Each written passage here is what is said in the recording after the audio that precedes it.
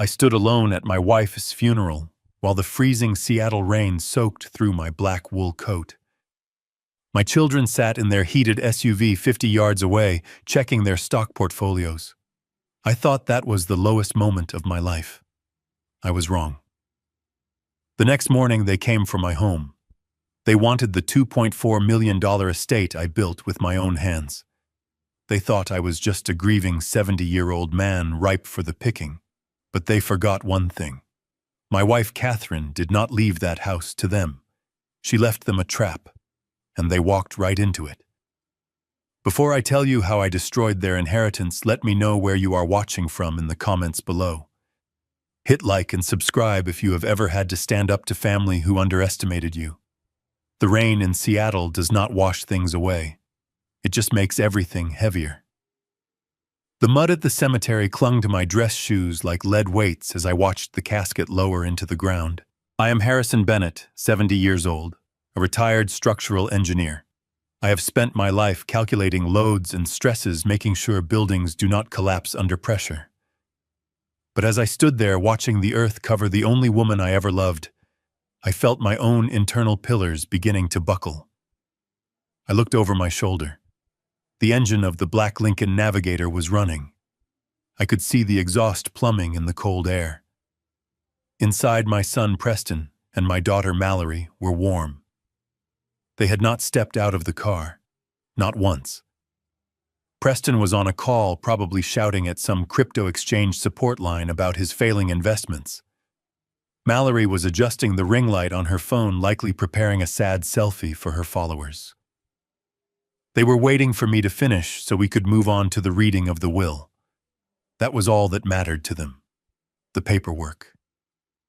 I drove myself home that afternoon. The silence in my vintage Mustang usually brought me peace, but today it felt suffocating. I needed to get back to the house. Our house. The 2-story Craftsman estate in Queen Anne that I designed myself 40 years ago. Every beam, every joint, every reinforced concrete footing was calculated by me. It was valued at $2.4 million last week, but to me it was just the place where Catherine's laugh still echoed in the hallways. I needed to sit in her favorite armchair and just smell her perfume one last time.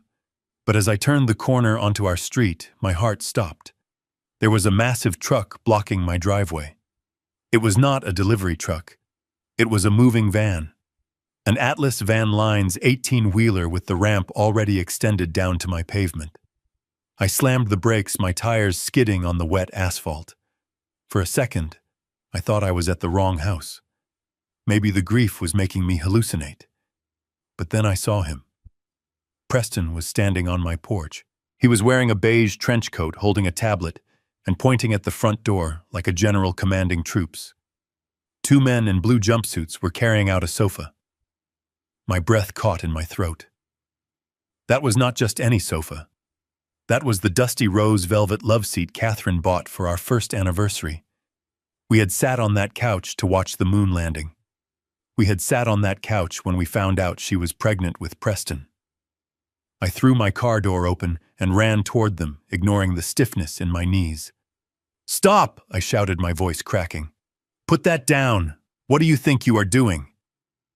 The movers paused, looking confused. They looked at me, then they looked at Preston. Preston did not even look up from his tablet. He just waved his hand dismissively. "Keep moving, guys. We are on a schedule." The staging team arrives at 4. I ran up the steps and grabbed the arm of the mover. I said, "Put it down. This is my house." "Dad, please." Preston finally looked at me. His eyes were cold, detached. He looked at me the way a landlord looks at a tenant who is late on rent. "You are making a scene. The neighbors are watching." "I do not care about the neighbors," I yelled, feeling the blood rush to my face. "I buried your mother 3 hours ago, Preston. 3 hours, and you are selling the furniture." "We are not selling it, Dad. We are decluttering." He stepped down from the porch and put a hand on my shoulder. It felt heavy and condescending. "Look around you. This place is massive. It is 4,000 square feet. You are 70 years old. You cannot maintain this. The roof needs work, the garden is a mess. We are doing this for you. We need to clear out the junk so we can stage the property for the market. Junk. He called Catherine S. life junk. I shoved his hand off my shoulder. I am not selling the house, Preston. I told you this last week. I built this house. I am dying in this house. Preston sighed, the kind of long, exaggerated sigh you give a toddler who refuses to eat their vegetables. He tapped his screen a few times and then turned the tablet toward me. It was a digital brochure. The header read Golden Horizon Senior Living Community. I stared at the image. It showed a generic room with a hospital bed and a window overlooking a parking lot. We have already paid the deposit, Preston said, his voice overly smooth, almost rehearsed. It is a great facility, Dad. Round the clock, care-heated floors, bingo nights on Tuesdays. It is better for you. You have been slipping lately. You forget things. You are lonely. I am not lonely. I am grieving, I snapped. And I am not going to a nursing home. Mallory appeared in the doorway then. She was holding a crystal vase. Catherine S. vase, the one she brought back from Italy. Daddy, stop being difficult, Mallory said. She didn't look at me, she was looking at her reflection in the glass of the vase. Todd and Preston did the math. The property taxes alone are going to eat up your pension. If we sell now, while the market is hot, we can secure your future. My future, I repeated slowly. Or your debts. The air went silent. Preston's jaw tightened. I saw the muscle in his cheek twitch. I know about the crypto crash, Preston, I said, my voice low and dangerous. I know you leveraged your house. And I know Todd owes money to people you do not want to keep waiting. You are not doing this for me. You are doing this to liquidate my assets before I am even cold in the ground. Preston stepped closer. He was taller than me now. Younger, stronger. He used his height to loom over me, a tactic he used in boardrooms. Be careful, Dad, he whispered, and the mask of the concerned son slipped just enough to show the wolf underneath. We have power of attorney over Mom's estate. Half this house was hers. And since she died without updating her will since 2005, we control her half.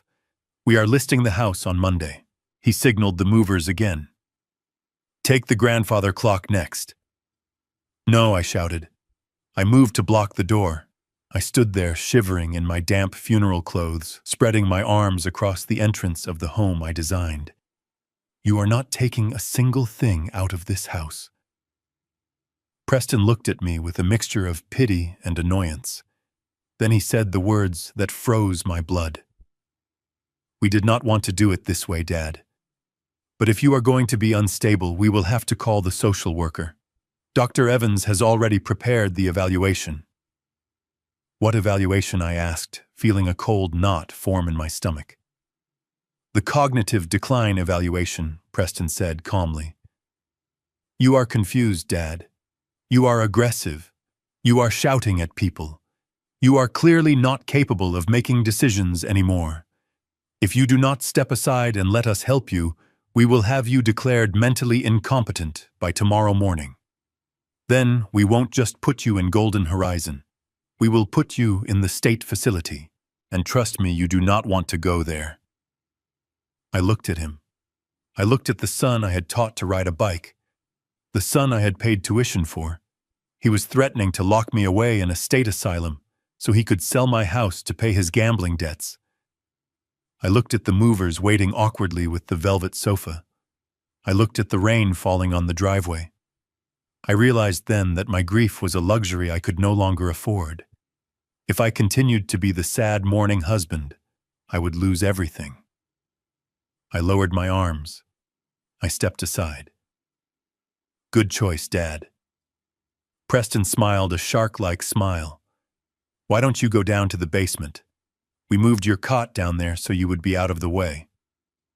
I walked past him without saying a word. I walked into the house that smelled like strangers and dust. I walked past the empty spot where the grandfather clock used to be. But as I headed toward the basement stairs, I was not thinking about surrender. I was thinking about the load-bearing walls. I knew exactly where the weak points of this family were. They thought they were demolishing me, but they didn't know that demolition is my specialty. I reached into my pocket and felt the cold metal of the USB drive I had recovered from Catherine's safe deposit box that morning. They thought Mom hadn't updated her will since 2005. They were wrong. And as I descended into the dark basement, I began to formulate a plan. A plan that would bring this entire house down on top of them. Duide la fan noi jung tip teo cho sin hai duk viet bang ting an tu. Onino tus dunga. Bunk van fong so lung tu va din yang tun tien vo yong dok AI maban uko. The sun had barely risen over the Seattle skyline, but the house was already awake. I had spent the night on a folding cot in the damp basement, the same basement where I used to store my old blueprints and drafting tools. My back ached with a sharp, persistent throb that reminded me of my age, but the pain in my chest was far worse. I walked up the stairs, slowly holding on to the railing I had sanded and varnished myself 30 years ago. I could smell coffee brewing. For a brief, foolish second, I allowed myself to hope. Maybe yesterday was just a nightmare. Maybe my children had woken up, realized the cruelty of their actions, and were making breakfast to apologize. Maybe Preston would be sitting at the island with a cup of black coffee waiting to say he was sorry. But as I pushed open the door to the kitchen, that hope died instantly. There was no apology waiting for me. There was only a sharp electronic beep followed by the sound of heavy boots on my hardwood floors. Beep. I stood in the doorway, invisible to them. My son-in-law Todd was standing in the center of the living room holding a digital laser measure. He aimed the red dot at the far wall, the one adorned with the hand-painted wallpaper Catherine had chosen for her 50th birthday. 20 feet across, Todd shouted, his voice echoing in the hollow space.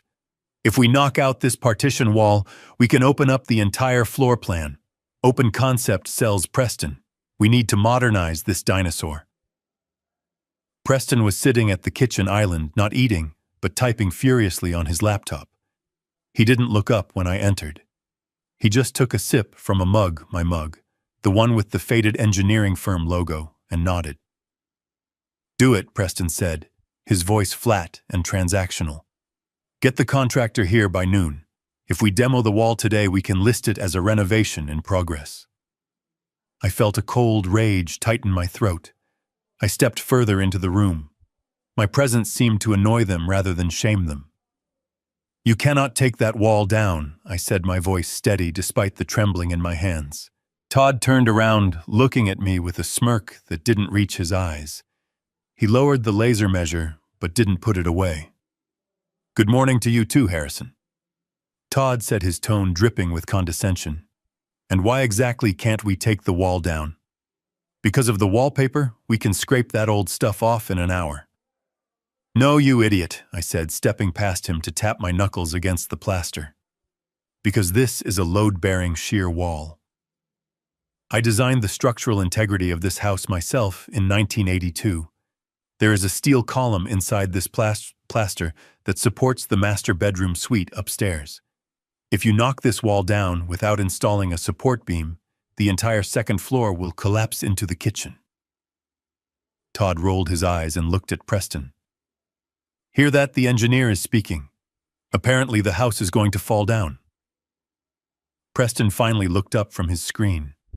He looked tired, his eyes rimmed with red, but there was no softness in them. Just the frantic energy of a man cornered by his own mistakes. Dad. Stop, Preston said. We know what we are doing. Todd has flipped 3 houses in the last 2 years. He knows more about real estate value than you do. I looked at my son, really looked at him. I saw the sweat on his upper lip. I saw the way his leg bounced nervously under the table. Value, I repeated. You want to talk about value? I had this house appraised last month for estate planning purposes. Do you know what the number was? $2.45 million. I saw Preston flinch. The number hit him like a physical blow. But I heard you on the phone yesterday. I continued moving closer to the island.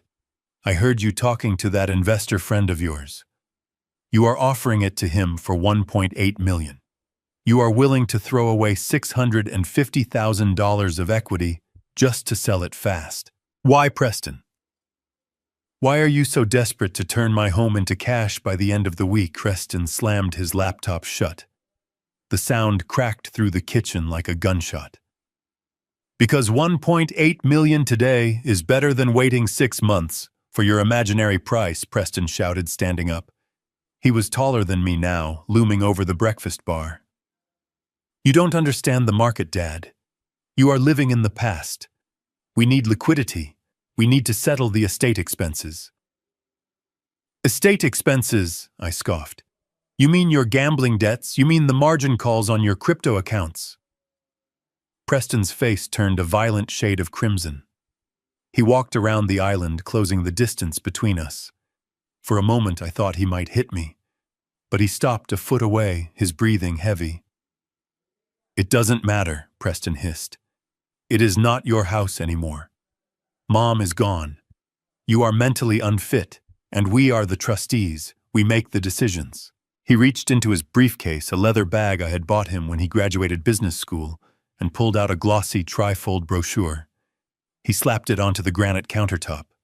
It slid across the surface and stopped right in front of my hand. I looked down. The cover featured a stock photo of smiling elderly people playing checkers in a sunlit room. The text was printed in a cheerful, patronizing font, Golden Horizon Senior Living. I knew this place. It was 40 miles south of the city, located next to an industrial park. It was a warehouse for the forgotten, a place where the state sent people who had no money and no family to advocate for them. The ratio of nurses to patients there was dangerous. The smell of bleach and urine was embedded in the walls. It cost $48 a day, the cheapest facility in the state. This is where you are going, Preston said, his voice regaining that cold, detached control. I picked up the brochure. My fingers crinkled the cheap paper. Golden Horizon, I read aloud. This is a hospice for the indigent, Preston. This is where people go to die alone. It is fully accredited, Todd chimed in, pointing the laser at the ceiling again. And it is within the budget.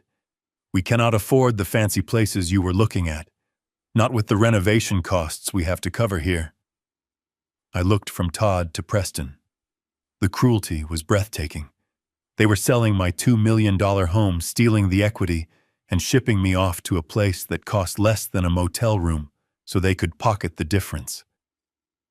The van from Golden Horizon will be here at 2 o'clock, Preston said, checking his watch. You have 4 hours to pack. 1 suitcase only. No furniture. No clutter. 2 o'clock, I whispered. Yes, Preston said, turning back to his laptop. And Dad, don't try anything stupid. The neighbors think you are grieving and confused. If you make a scene, we will just have the orderlies sedate you. It will be easier for everyone if you just go quietly. He didn't even look at me. He had already moved on. He was typing again, probably emailing the contractor to come tear down the load-bearing wall. I stood there for a long moment.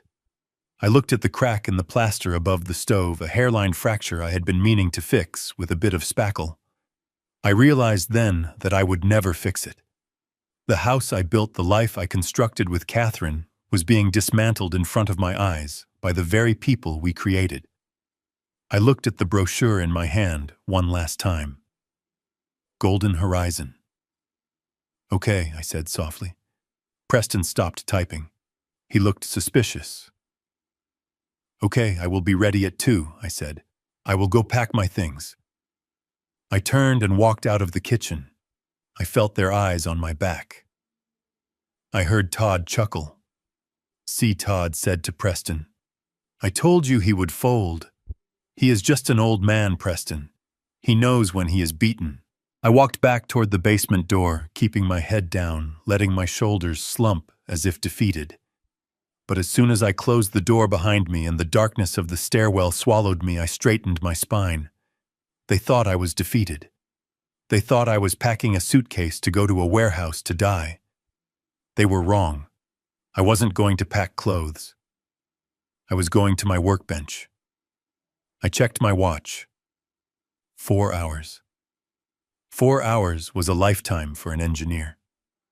I had built bridges in less time under enemy fire in Vietnam. I walked past my cot and went straight to the large metal cabinet in the corner of the basement. It was locked with a heavy padlock, one that Preston hadn't bothered to check because he thought it just contained rusty tools. I spun the dial. Left, right, left. The lock clicked open.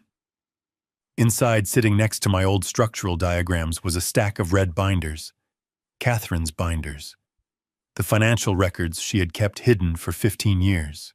And next to them, a small gray device that looked like a garage door opener, but was actually the control unit for the smart home system I had installed last year.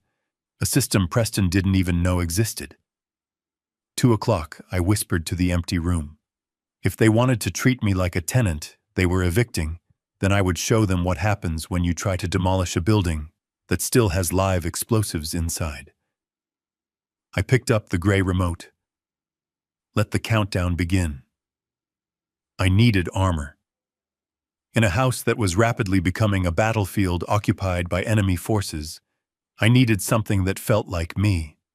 Something that proved I was Harrison Bennett, the structural engineer, and not the confused old man my children were painting me to be. I went straight to the master bedroom. I needed my watch. It was a vintage Rolex Submariner, a gift from Catherine on our 40th anniversary. She had engraved the back with the words, "Time is structural too." It was heavy, reliable, and precise, just like the life we had built together. I had taken it off last night before collapsing onto the cot in the basement, because I was terrified I might scratch the crystal in my sleep. I knew exactly where I had put it. I had placed it on the nightstand, next to the lamp, aligned perfectly with the edge of the wood. That was my habit. That was my discipline. But when I reached the nightstand, the mahogany surface was bare. I blinked, thinking my eyes were adjusting to the gloom of the rainy morning. I ran my hand over the wood. Nothing. Just a thin layer of dust and the cold realization that my sanctuary had been violated. I dropped to my knees. Maybe I had knocked it over in my grief. I checked under the bed, I checked inside the drawer, I even checked the pockets of the suit I had worn to the funeral. Empty. Panic started to rise in my chest, hot and suffocating. It wasn't just a watch. It was the last thing Catherine had saved for. I marched out into the hallway. Mallory was there sorting through a pile of Catherine's linen tablecloths, deciding which ones were valuable enough to sell on eBay. "Mallory," I said, trying to keep my voice level. "Where is my watch?" She didn't look up from the linens. "Which watch, Dad? You have so many." "You know which watch," I said, my voice hardening. "The Rolex, Mom's gift. I left it on the nightstand last night. It is gone." Mallory finally looked at me. She tilted her head to the side, her expression shifting into a mask of exaggerated concern that made my stomach turn. "Dad," she said softly, using the tone one uses for a frightened child. "You didn't leave it on the nightstand. You gave it away." Remember, I stared at her. The air in the hallway seemed to drop 10 degrees. "What are you talking about?" I said. "I would never give that watch away." Mallory sighed and stood up, walking over to place a hand on my arm. She squeezed it gently, but her grip felt like a handcuff. "You gave it to Todd yesterday, Dad. After the funeral. You were crying. You said you wanted him to have it because he is the man of the house now.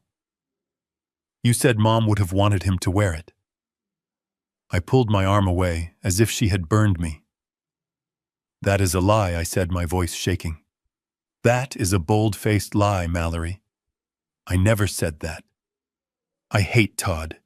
I have never liked him. Why would I give him my most prized possession?" Mallory's face hardened. "See, This is what Dr. Evans was talking about. The aggression, the memory gaps. You are rewriting history to fit your mood, Dad. It is scary to watch. Just then, Todd walked out of the bathroom. He was drying his hands on a towel, looking relaxed and victorious. And there it was. The silver band glinted under the hallway lights. My Rolex. It was dangling loosely on his wrist because he hadn't even bothered to have the links adjusted. It looked ridiculous on him, like a child wearing his father's oversized coat. I pointed a trembling finger at him. "Take it off," I commanded. "That is mine. Take it off right now." Todd looked at the watch, then at me, then at Mallory. He let out a short disbelief laugh. "Harrison, come on," Todd said, holding up his wrist to admire the dial. "You made a whole speech about it. It was really touching, actually. Don't ruin the moment now just because you are in a bad mood about the house." I felt a scream building in my throat, a primal roar of frustration. They were doing it right in front of my face. They were rewriting my reality in real time. I lunged forward. I wanted to rip it off his wrist. I wanted to smash his smug face. But Preston appeared from the kitchen, stepping between us like a bouncer at a club. "Whoa, hey," Preston shouted, shoving me back. "Back off, Dad." "Jesus, are you trying to assault him now?" I stumbled back, catching myself against the wall. I looked at the three of them. A united front, a wall of lies. "You are thieves," I spat out. "You are vultures picking a carcass that isn't even dead yet." "I need to get out of here," I said, panting. "I need to go for a drive." I turned and headed for the hook by the front door, where I had kept my car keys for 20 years. The hook was empty. My breath was coming in short, shallow gasps now. I turned to the small console table where I kept my wallet. Gone. I spun around. "My keys," I demanded.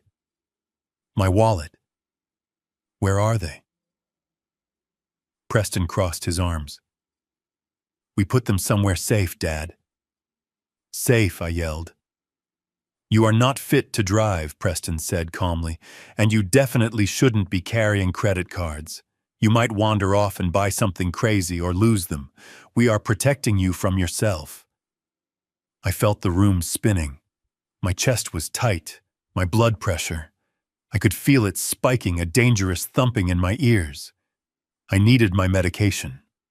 I pushed past Preston and ran into the kitchen. I yanked open the cabinet above the sink where I kept my lisinopril. Pasta sauce, canned beans, spices. "Where are my pills?" I shouted, tearing through the cans, knocking them onto the floor. "Where did you put my medication?" Mallory leaned against the doorframe, checking her nails. "We moved them, Dad. We set up a medication station in the laundry room. It is safer if we dispense them to you. You might overdose if you forget you already took them." The laundry room. They had put my life-saving heart medication in the laundry room next to the bleach and the dirty socks. I sank to the floor, leaning against the cabinets, surrounded by fallen cans of beans. I wasn't just angry anymore.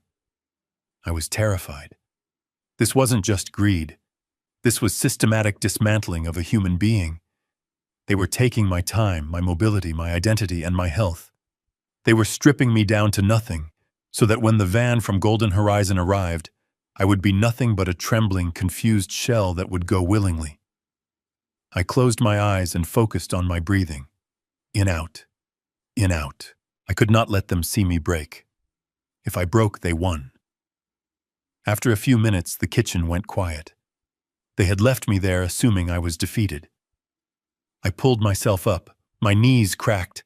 I needed to wash my face. I needed cold water to shock my system back into focus. I walked slowly down the hall toward the powder room. The door was slightly ajar. I heard a voice. Mallory's voice. But it wasn't the cold, dismissive tone she used with me. It was tearful, shaky, and filled with a performance of heartbreak. I peered through the crack in the door. Mallory was sitting on the closed toilet lid. She had her phone propped up on the sink against the mirror. A small, portable ring light was clipped to the top of the device, illuminating her face with a soft, angelic glow. She was live streaming. "Guys, thank you so much for the prayers," she whispered to the screen, wiping away a tear that looked suspiciously like she had poked herself in the eye to produce. It is getting worse so fast. He just attacked Todd. He tried to hit him because he thought Todd stole his watch. But Dad gave him that watch yesterday." She paused, reading the comments scrolling on her screen. I know, she said, nodding at the phone. "Dementia is a monster. He is accusing us of stealing his wallet, too. We had to hide the car keys because he tried to drive into the rain in his pajamas. It breaks my heart to see him like this. The dad I knew is gone. We are just trying to keep him safe until the facility comes to pick him up this afternoon. Please just keep praying for us. It is so hard to be the villain when you are just trying to help." I stood frozen in the hallway. I watched my daughter turn my tragedy into content. She was broadcasting a narrative of my insanity to thousands of strangers, laying the groundwork so that if I tried to fight back, if I called the police, if I screamed for help, no one would believe me. I would just be the crazy old man from Mallory's sad TikTok video. A cold clarity washed over me, sharper than the grief, stronger than the fear. They were not just gaslighting me. They were building a cage out of public perception. I stepped back from the door silently. I didn't burst in. I didn't scream. That is what the old Harrison would have done. That is what the crazy Harrison would do. Instead, I turned around and walked back toward the basement. I walked with a purpose. You want to play with perception, Mallory, I thought. You want to talk about stolen things. I touched the pocket of my trousers. The remote control for the smart home system was still there. And inside my head, the blueprints of this house were glowing like a roadmap to revenge. They had taken my watch. They had taken my keys. They had taken my medicine, but they had forgotten to take the one thing that made me dangerous. They had forgotten to take my mind, and it was about to bring the roof down on their heads. I tried to make a phone call to my lawyer, Evelyn Shaw, at 10:30 in the morning. I went to the landline in the hallway, the heavy brass rotary phone that had sat on that mahogany table since 1990. I lifted the receiver, expecting the familiar hum of the dial tone. Instead, there was only a dead, heavy silence. I tapped the cradle once, twice. Nothing. I followed the cord down to the wall jack. It had not been unplugged. It had been cut. The wire was sheared clean off, leaving the copper ends exposed like a severed nerve. I felt a surge of panic. I reached for my pocket to find my cell phone, then remembered. They had taken that too. I hurried into the living room where the wireless router usually blinked with reassuring green lights behind the sofa. It was gone. The surge protector was empty. Preston was standing in the doorway, leaning against the frame with his arms crossed. "The internet is down, Dad," he said without blinking, and I disconnected the phone. "You called the police 3 times last night while you were sleepwalking. You told them there were intruders in the house. We cannot have the squad car showing up here every time you have a nightmare." I stared at him. "I have never sleepwalked in my life, Preston," I said, fighting to keep my voice steady. "And I did not call the police last night. I was locked in the basement."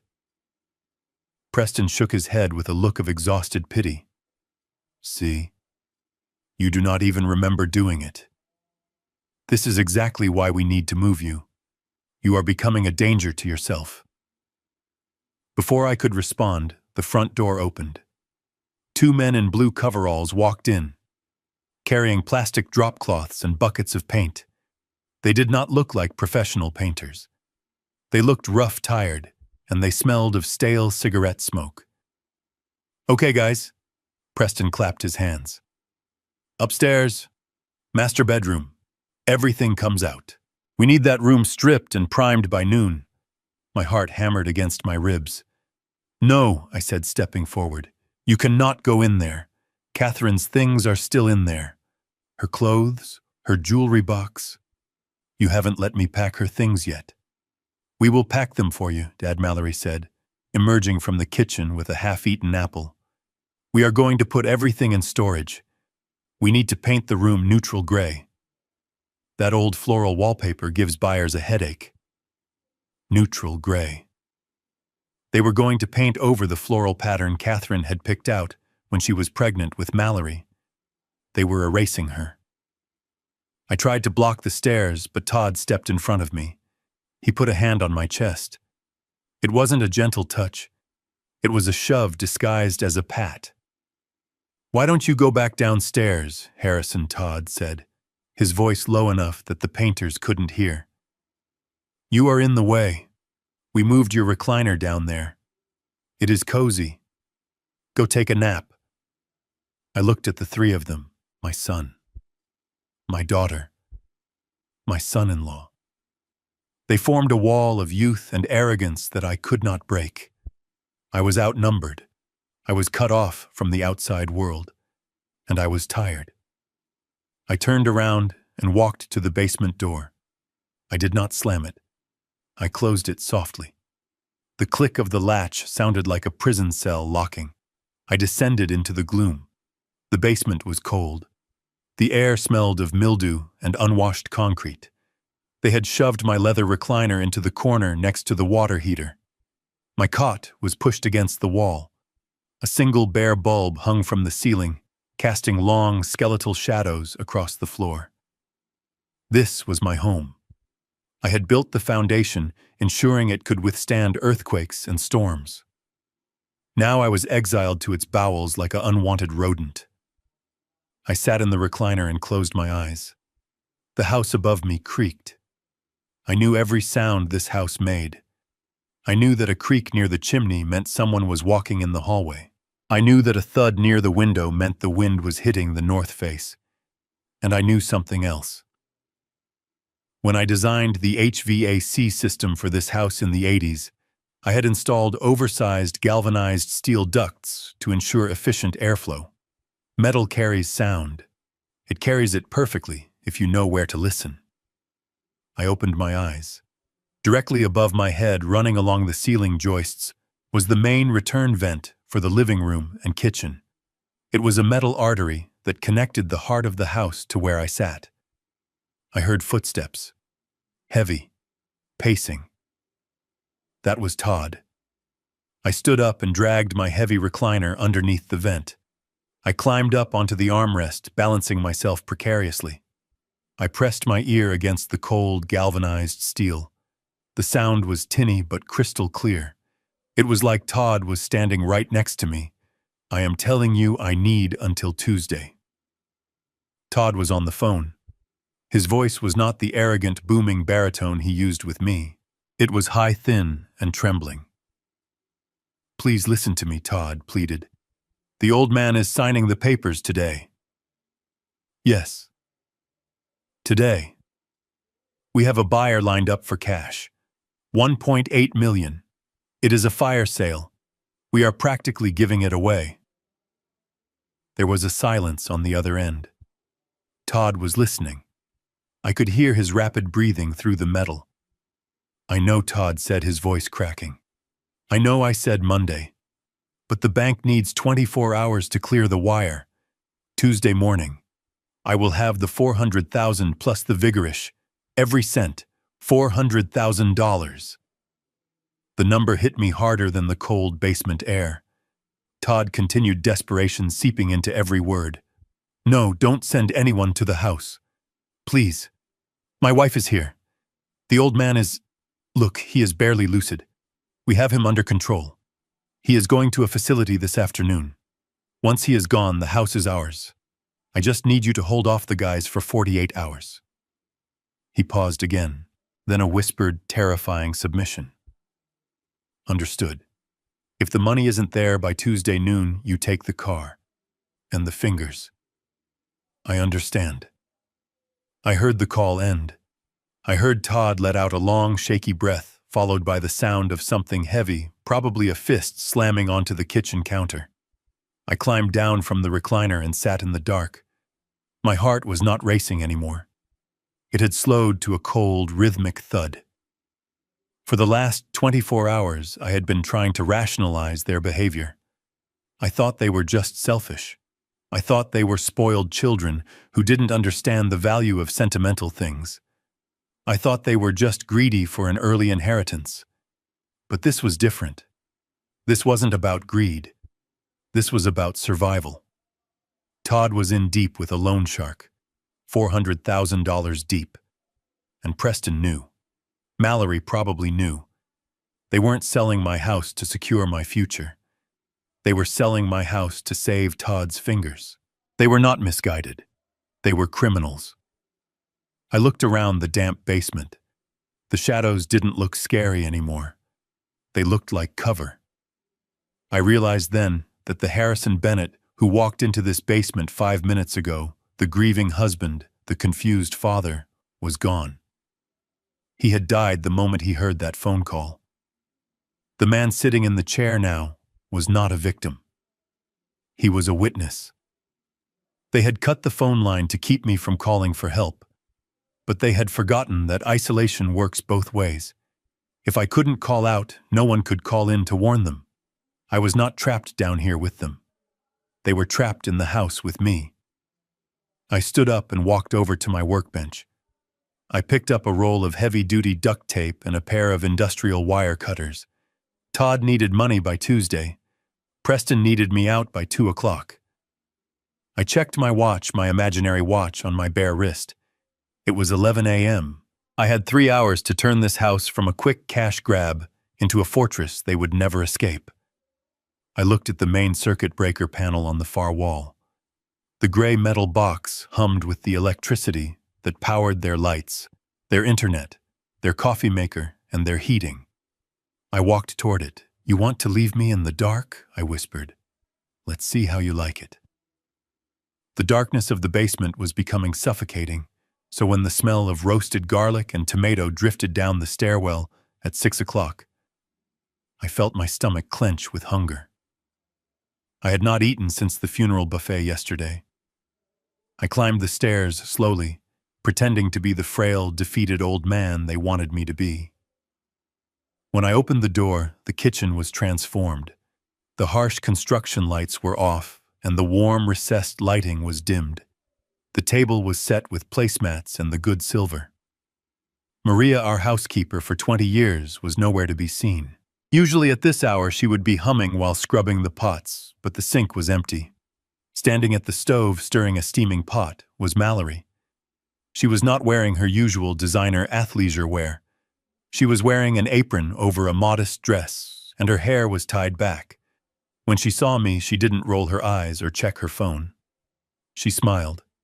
It was a soft, fragile smile that reminded me so much of her mother that I almost faltered. "Daddy, come sit down," Mallory said, her voice thick with emotion. "I made tomato basil soup, your favorite. I sent Maria home early because I wanted to do this myself. I wanted to apologize." I pulled out my chair and sat down. My engineer's brain was screaming that this was a structural anomaly. People do not change their fundamental architecture in 4 hours. But my father's heart was desperate to believe her. I watched her ladle the thick red soup into a bowl. She placed it in front of me along with a piece of crusty bread. "We have been so stressed," Dad Mallory said, sitting across from me and reaching for my hand. "Losing Mom has been hard on all of us. I know we came on too strong with the house and the moving truck. We just want you to be safe. Please forgive us." I looked at the soup. I looked at her teary eyes. I wanted to believe that the daughter I raised was still in there somewhere beneath the layers of vanity and greed. I was starving. My hands were shaking from low blood sugar. I picked up the spoon. "Thank you, Mallory," I said quietly. "That is all I wanted to hear." I took the first bite. It was rich and warm, but there was a slight metallic tang underneath the basil. I hesitated. Mallory was watching me closely, too closely. Her own bowl was untouched. "Is it okay?" she asked, leaning forward. I used Mom's recipe. It is good, I said. I ate. I ate because I needed strength for the war I knew was coming on Tuesday. I finished the bowl. Mallory smiled and went to the counter to pour me a glass of water. 10 minutes later, the room tilted. It started as a heaviness in my fingertips like gravity had suddenly doubled. Then the edges of my vision began to blur. I tried to stand up to take my plate to the sink, but my legs refused to receive the signal from my brain. I slumped back into the chair, gripping the edge of the table. Mallory. I slurred. My tongue felt like it was 2 sizes too big for my mouth. What did you put in the soup? Mallory didn't answer. She just picked up her phone and typed a quick message. The back door opened. Todd walked in, shaking rain off his umbrella. Behind him was a man I did not know. He was short, balding, and carried a black medical bag that looked like a prop from a movie set. He wore a white coat that was slightly yellowed at the collar. Right on time, Todd said, grinning at me. How is the patient? He is ready, Mallory said, standing up and dropping the act instantly. She walked over to the sink and dumped her untouched soup down the drain. I tried to shout. I tried to say, "You drugged me, you witch." But all that came out was a low, incoherent groan. My head lolled back against the chair. I was conscious, terrified, and trapped inside a body that was shutting down. The stranger walked over to me. He didn't introduce himself. He didn't ask for my consent. He pulled a penlight from his pocket and shined it directly into my eyes. The light was blinding. Pupils sluggish, the man muttered. Significant motor control loss. Disoriented. Nonverbal. He is not nonverbal, I tried to think the words. I am drugged. The man turned to Todd. This is consistent with advanced dementia with episodes of catatonia. I can certify this. Todd laughed a dry, cruel sound. Thanks, Phil. I owe you one. Phil. This wasn't a specialist. This wasn't Dr. Evans. This was probably one of Todd's gambling buddies who lost his license years ago. Phil pulled a clipboard out of his bag. He placed it on the table right next to my paralyzed hand. The document was thick. I could see the bold letters at the top. Certificate of Incapacity and Power of Attorney Transfer. He needs to sign it, Todd said, or at least make a mark. Phil shook his head. He doesn't need to sign. With my medical evaluation attached declaring him incompetent, you two become his emergency guardians automatically. I just need to sign here and here. I watched helplessly as the pen scratched against the paper. The sound was deafening in the quiet kitchen. Scritch, scratch. The sound of my freedom being signed away. The sound of my life becoming their property. Once this is filed tomorrow morning, Todd said, rubbing his hands together, we can access the retirement accounts immediately, right? Phil nodded. Full access. Pension. 401k. Savings. You can liquidate everything to pay for his care. His care? Todd snorted. Yeah, his care. Care of the Four Seasons Resort. Mallory giggled. It was a high nervous sound. Todd, stop it. We have to pay the bridge loan first. Then we can think about a vacation. They stood over me discussing the looting of my life as if I were already a corpse. They talked about selling the vintage Mustang for parts. They talked about which jewelry of Catherine's would fetch the best price at the pawn shop. They talked about putting me in the cheapest room at Golden Horizon so the monthly stipend would last longer. I sat there, drool pooling at the corner of my mouth, tears leaking from my eyes, unable to lift a finger to wipe them away. The anger that had been burning in me all day turned into something else, something colder, something harder. It turned into hate. Let's get him to bed, Todd said. He is heavy. They dragged me up the stairs, my feet bumping against every step. They didn't take me to the master bedroom. They threw me onto the mattress in the guest room, the one with the lumpy springs. They didn't bother to change my clothes or cover me with a blanket. "Sweet dreams," Daddy Mallory whispered. She patted my cheek. Her hand felt cold. They turned off the light and closed the door. I heard the lock click. I lay there in the dark, listening to the rain hammer against the window. My body was lead, but my mind was fighting the drug with every ounce of willpower I had. I replayed the conversation in the kitchen. I memorized the name Phil. I memorized the time. I drifted into a nightmare-filled sleep where walls were collapsing on top of me, and Catherine was calling my name from behind a locked door. When I opened my eyes again, sunlight was slicing through the blinds. My head throbbed with a chemical hangover that tasted like ash. My mouth was dry as sandpaper. I pushed myself up. My arms were weak, but they moved. The paralysis had faded. I looked at the bedside table. There it was. A photocopy of the document. The certificate of incapacity signed by Dr. Philip O'Connell. I picked it up. My hands were trembling, but not from fear. They thought this piece of paper was their victory. They thought it was the lock on my cage.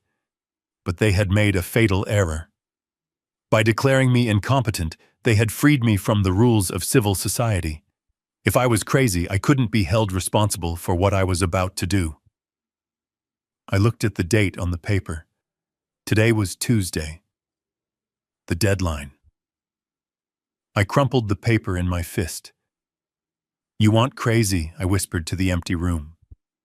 I swung my legs out of bed. The floor was cold. I walked to the door. Locked. I didn't panic. I was a structural engineer. I knew that the hinges on this door were brass pins that hadn't been oiled in 10 years. But I also knew that the wood frame around the lock was soft pine. I backed up 3 steps. I focused my rage into my right heel.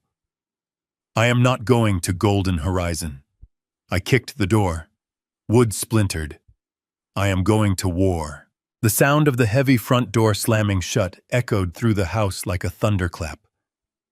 I stood motionless in the hallway, listening as the engine of Preston's SUV roared to life. I heard the gravel crunch under the tires as they backed out of the driveway, speeding off to meet the real estate broker, who was promising them a quick cash deal. They were in such a hurry to sell my life out from under me that they didn't even bother to check if the lock on the guest room door had actually held. They assumed the drug was still coursing through my veins, keeping me docile and paralyzed. They assumed I was a problem that had been solved. I waited until the sound of the engine faded completely into the distance before I moved. The silence that filled the house was heavy, but it was no longer frightening. It was an opportunity. I checked my watch. I had maybe 2 hours before they returned to drag me to the van from Golden Horizon. 2 hours to find the ammunition I needed to survive. I walked straight to the end of the hall, to the door of Catherine's study. This was her sanctuary. It was where she wrote her poetry, where she managed the household accounts, and where she spent hours staring out at the rain, thinking thoughts she never shared with me. Preston had put a heavy-duty padlock on the outside hasp yesterday, claiming he needed to secure the sensitive documents. He thought a $10 lock from the hardware store could stop a man who used to calculate the sheer strength of steel bridges. I didn't bother with the lock. I looked at the hinges. They were standard residential brass hinges, exposed on the outside of the frame. It was a rookie mistake. I went to the linen closet where I kept a small emergency toolkit tucked behind the towels. I pulled out a flathead screwdriver and a hammer. I wedged the screwdriver under the head of the top hinge pin. One sharp tap with the hammer and the pin popped up an inch. I pulled it out. I did the same for the bottom hinge. In less than 60 seconds, the door was no longer attached to the frame. I gripped the knob and lifted the heavy oak door, swinging it gently away from the jamb and leaning it against the wall. I stepped inside. The room smelled of lavender and old paper. It smelled like her. For a moment, I felt my knees weaken. The grief I had been suppressing to make room for my anger came rushing back. I ran my hand over her desk, touching the silver letter opener. She loved the stack of unfinished crossword puzzles. But I didn't have time to mourn. I had to think like Catherine. If she knew what the children were becoming, where would she hide the proof? Catherine was not a digital woman. She didn't trust the cloud. She trusted paper. She trusted ink. And she trusted hiding spots that required patience to find. I looked around the room. The bookshelves were full. The filing cabinet was locked, but I knew it only contained tax returns and appliance warranties. I turned to the large oil painting hanging over the fireplace. It was a painting of the lighthouse at Cape Elizabeth where we had spent our honeymoon. It was the only thing in the room that hadn't been moved in 20 years. I climbed up onto the hearth. I gripped the heavy gold frame and pulled it away from the wall. There was no safe behind it, just the plaster wall. But then I noticed something. The paper backing on the frame itself had been slit carefully with a razor blade and then taped back over. My heart began to race. I peeled back the tape. Inside the hollow space between the canvas and the backing was a thick leather-bound notebook. I pulled it out. My hands were trembling as I opened it. It wasn't a diary of her days. It was a ledger of their betrayal. The first entry was dated 4 years ago. June 12, 2020. Preston asked for $5,000 for a business investment.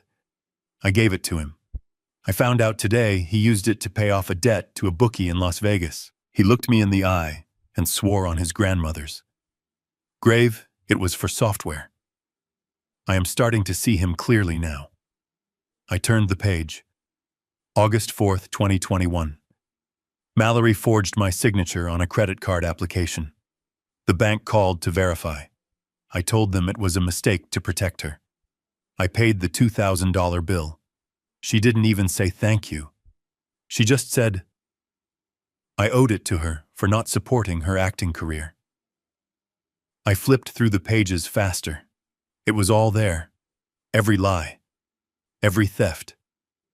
Every time they had manipulated us. Catherine hadn't been blind. She had been heartbroken. She had been documenting the slow rot of our family, hoping she would never have to use it, but preparing for the day she might.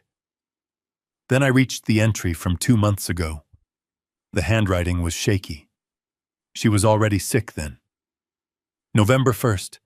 I overheard Todd and Preston talking in the garage. They were discussing how much the house would be worth if I died before the new year. They were talking about tax loopholes. They were talking about putting Harrison in a home so they could sell the property quickly. They think Harrison is weak. They think he will crumble without me. They do not know him like I do. But I cannot take the risk. I have set up the trust. I have made the video. I have given everything to Evelyn. I stared at the words. She knew. She knew they were planning to discard me. She had spent her final dying days protecting me from the children we raised. Tears blurred my vision, but I wiped them away angrily. Something fluttered out from the back pocket of the notebook. It was a small cream-colored business card. Evelyn Shaw, attorney at law. On the back in Catherine's elegant cursive were 7 words that chilled me to the bone. Only call when they corner Harrison. She knew this moment would come. She knew I would be standing in this room alone and desperate. I looked at the phone number. I needed to make the call, but I couldn't use the landline they had cut, and they had taken my cell phone.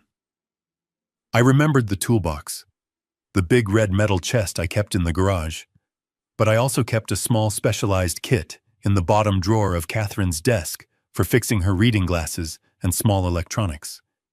And in that kit, I kept an emergency burner phone. I had bought it 3 years ago when we went hiking in the Cascades, just in case we got stranded.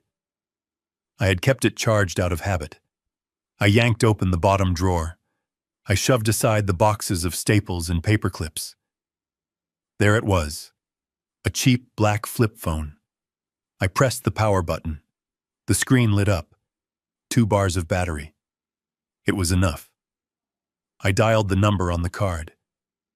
My breath was shallow. I listened to the ring. 1, 2, 3.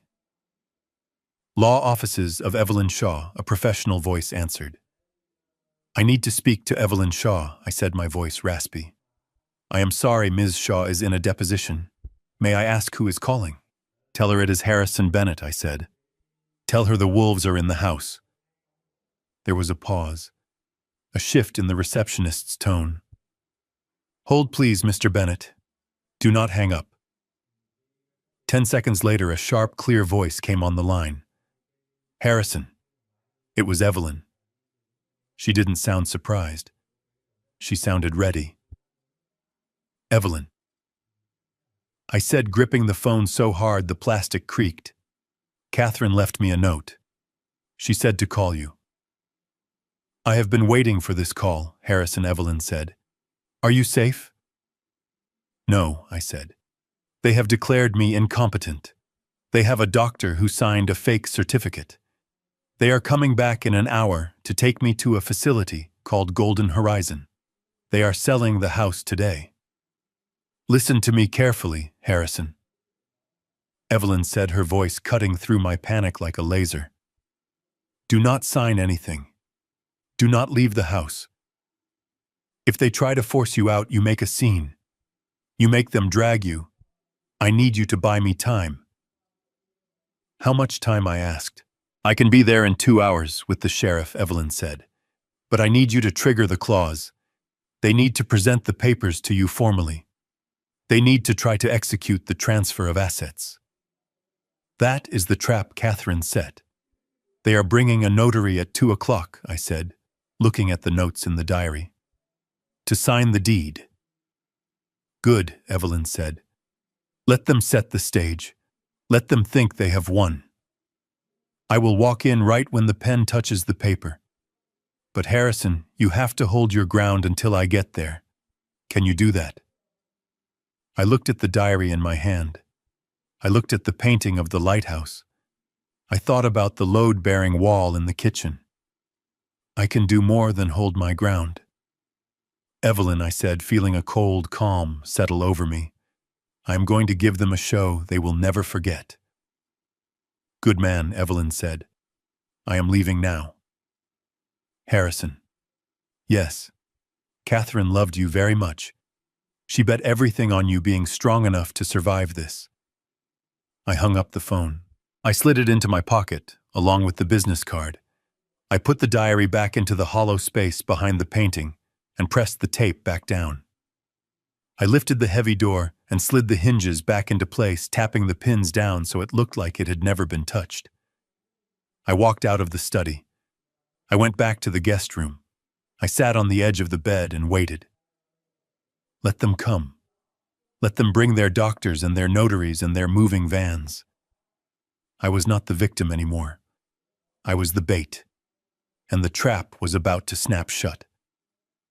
I had barely slid the burner phone back into my pocket when a new sound tore through the quiet morning. It was a sound I knew well, but one that had no business being in my driveway. It was the low, guttural rumble of a heavy-duty diesel engine idling, followed by the metallic screech of a hydraulic winch unwinding. My heart hammered against my ribs. I ran to the window of the guest room and peered through the slats of the blinds. A massive flatbed tow truck was backed up all the way to my garage door. The driver, a man in a greasy orange vest, was dragging a heavy chain and hook toward the open bay. And there she was. My 1967 Ford Mustang Fastback. Candy apple red. I had spent 5 years restoring that car. I had rebuilt the V8 engine with my own hands.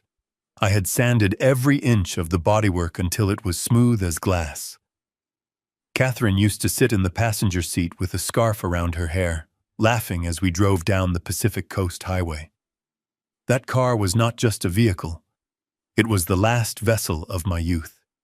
It was the one place where I was not a father, or a husband, or an engineer, simply a free man. And they were chaining it up like a piece of dead livestock. I forgot about the plan. I forgot about Evelyn's instructions to wait. I forgot that I was supposed to be a frail, confused old man who couldn't walk without stumbling. The rage that exploded in my chest was primal. It bypassed my brain and went straight to my legs. I threw open the guest room door and sprinted down the hallway. I didn't care if my knees hurt. I didn't care if I was barefoot. I flew down the stairs, taking them two at a time. I burst out the front door into the drizzle. The cold, wet air hit me like a slap, but I didn't slow down. "Stop!" I screamed. My voice was raw, tearing at my throat. "Get away from my car!" Todd was standing by the cab of the truck, counting a thick stack of $100 bills. He looked up, surprised by my speed, but he didn't look scared. He just looked annoyed, like I was a fly buzzing around his lunch. "Load it up," he shouted to the driver, ignoring me completely. "We are on a tight schedule."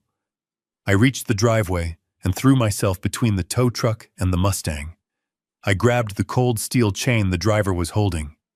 "You are not taking this car!" I panted, gripping the metal links until my knuckles turned white. "This is my property. It is not part of the estate. The title is in my name." The driver, a large man with a beard that smelled of stale tobacco, looked at Todd. "You said the old man was a vegetable," he grunted. "This guy looks pretty lively to me." Todd stuffed the cash into his pocket and walked over. He was smiling that oily, shark-like smile. "He is having an episode," Todd said smoothly.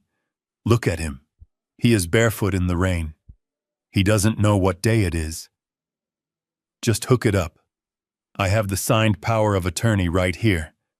"I am not having an episode, you thief," I yelled, lunging at Todd. I wanted to wipe that smirk off his face. I wanted to make him feel a fraction of the pain he was inflicting on me. But before I could reach him, a heavy hand grabbed the back of my shirt collar. It was Preston. I hadn't even seen him coming. He had been hiding in the garage, probably looting my tool chest. "Sit down, Dad," Preston growled. He didn't guide me away. He didn't hold me back. He shoved me. He used his full weight, a man 20 years younger and 50 pounds heavier than me, and he threw me to the ground. I flew backward. My feet slipped on the wet pavement, and I landed hard on the sodden grass of the front lawn. The impact knocked the wind out of me. Mud seeped instantly through my clothes, chilling me to the bone. I gasped for air, trying to push myself up, but my shoulder burned with sharp, white-hot pain. I looked up at them from the ground. My son. The boy I had taught to catch a baseball. The boy I had carried on my shoulders so he could see the fireworks. He was standing over me, wiping his hands on his designer jeans, as if touching me had made him dirty. "Stay down," Preston spat. "You are embarrassing yourself." "Why?" I whispered. My voice was broken. "Why are you doing this? That car is worth $65,000. I appraised it last year." Todd laughed. It was a harsh barking sound. 65 grand in 6 months, maybe, Todd said, kicking the tire of the Mustang. "But I found a guy who pays cash today. 15,000. Quick and clean. 15,000. They were selling my masterpiece, my freedom, for scrap value just to pay off a fraction of their debts. The stupidity of it hurt almost as much as the cruelty. "You are idiots," I choked out. "You are throwing away money." "We are liquidating assets to pay for your diapers, Dad," Preston sneered. "Do you know how much nursing homes cost? We need every penny. We are selling this junk so you can have a bed to sleep in tonight. You should be thanking us, thanking them." I watched helplessly as the driver hooked the chain onto the undercarriage of the Mustang. I heard the winch whine. I watched the car lurch forward, dragging its rear tires because the parking brake was still on. The sound of the rubber screeching against the asphalt sounded like a scream. My car tilted up onto the flatbed. I saw the scratch on the bumper where I had backed into a fence post in 1998. I saw the sticker on the rear window from the national park Catherine loved. Within 2 minutes, it was secured. The driver hopped into the cab and revved the engine. Diesel fumes blew into my face, stinging my eyes. Todd slapped the fender of the truck as it rolled away. "Pleasure doing business," he yelled. I lay there in the mud as the truck disappeared down the street, taking a piece of my soul with it. Preston and Todd turned and walked back toward the house, high-fiving each other like frat boys who had just scored a keg of beer. "Look at him," Preston laughed, glancing back at me. "He looks like a wet dog. We should probably hose him off before the notary gets here." They went inside. The heavy oak door slammed shut. I was alone again. The rain fell harder, matting my gray hair to my forehead, running down my neck. I was cold. I was in pain. I was humiliated. But as I lay there staring at the gray sky, something shifted inside me. For the last 2 days, I had been operating on grief. I had been operating on shock. I had been trying to understand why they were doing this, trying to find some logic, some shred of humanity in my children. I had been crying for the loss of my wife and the loss of my family. But as the sound of the tow truck faded into silence, the tears stopped. My eyes dried. The shivering stopped. A strange calm settled over me. It was the cold, absolute zero of deep space. I pushed myself up. My hand sank into the mud. I grabbed a handful of the wet earth and squeezed it until it oozed through my fingers. They had pushed me down. They expected me to stay down. They expected me to crawl back into the house, begging for a towel, begging for forgiveness, begging for a warm bed in the nursing home. They thought they had broken me, but they forgot what I did for a living. I am a structural engineer. I know that when you apply too much pressure to a structure that is too rigid, it snaps. But if you apply pressure to a structure that is reinforced with steel, it does not break. It pushes back. I looked at the house. My house. It wasn't a home anymore. It was a target. I stood up. I wiped the mud from my hands onto my trousers. I didn't brush off the dirt on my coat. I wanted to wear it. I wanted them to see the mud. I wanted them to see exactly what they had done. I checked my pocket. The burner phone was still there, dry and safe. Preston said he wanted to buy me diapers. Todd said he wanted fast cash. I looked at the empty driveway where my Mustang used to be. "Okay," I whispered. "The sadness is gone. The father is gone." I walked toward the front door, not with the shuffle of an old man, but with the steady march of a soldier returning to the front line. You want a war. You just started one. And unlike you, I don't care about the collateral damage anymore. I reached for the door handle. It was time for the final act. The living room had been transformed into a stage for my execution.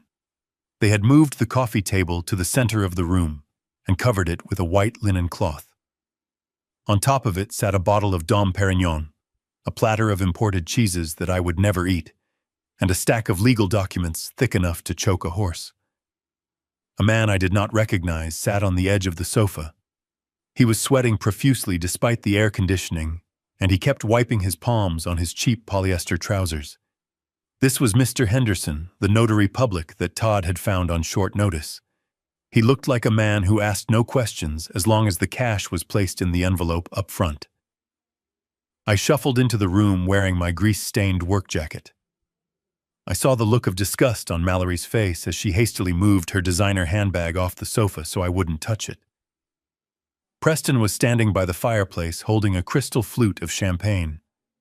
He looked like a lord surveying his new kingdom. He checked his watch and then looked at me with a smile that was all teeth and no warmth. "Right on time," Dad, Preston said, gesturing to the empty armchair they had positioned in the middle of the room like an electric chair. "Come sit down. Mr. Henderson has a busy schedule, so let's get this administrative stuff out of the way. Then we can have a toast to your new chapter." My new chapter. That was their code word for discarding me. I sat down heavily in the chair. I let my mouth hang open slightly and blinked rapidly as if I were struggling to focus. I looked at the documents on the table. The bold letters seemed to swim before my eyes, but I knew exactly what they said. One was a quitclaim deed transferring the title of the house to the Bennett Family Trust, controlled by Preston and Mallory. The other was a voluntary commitment form for the Golden Horizon facility. Todd walked over and placed a heavy fountain pen in my hand. It was my own pen, a Mont Blanc I had used to sign the contracts for the Seattle Suspension Bridge project in '95. They were using my own tools to dismantle my life. "Here you go," Harrison Todd said, his voice thick with false cheer. "Just sign right there next to the yellow sticky note. Press hard. We need 3 copies." I held the pen. I let it hover over the paper. My hand trembled violently. I wasn't acting about the trembling. The adrenaline coursing through my veins was making my entire body vibrate.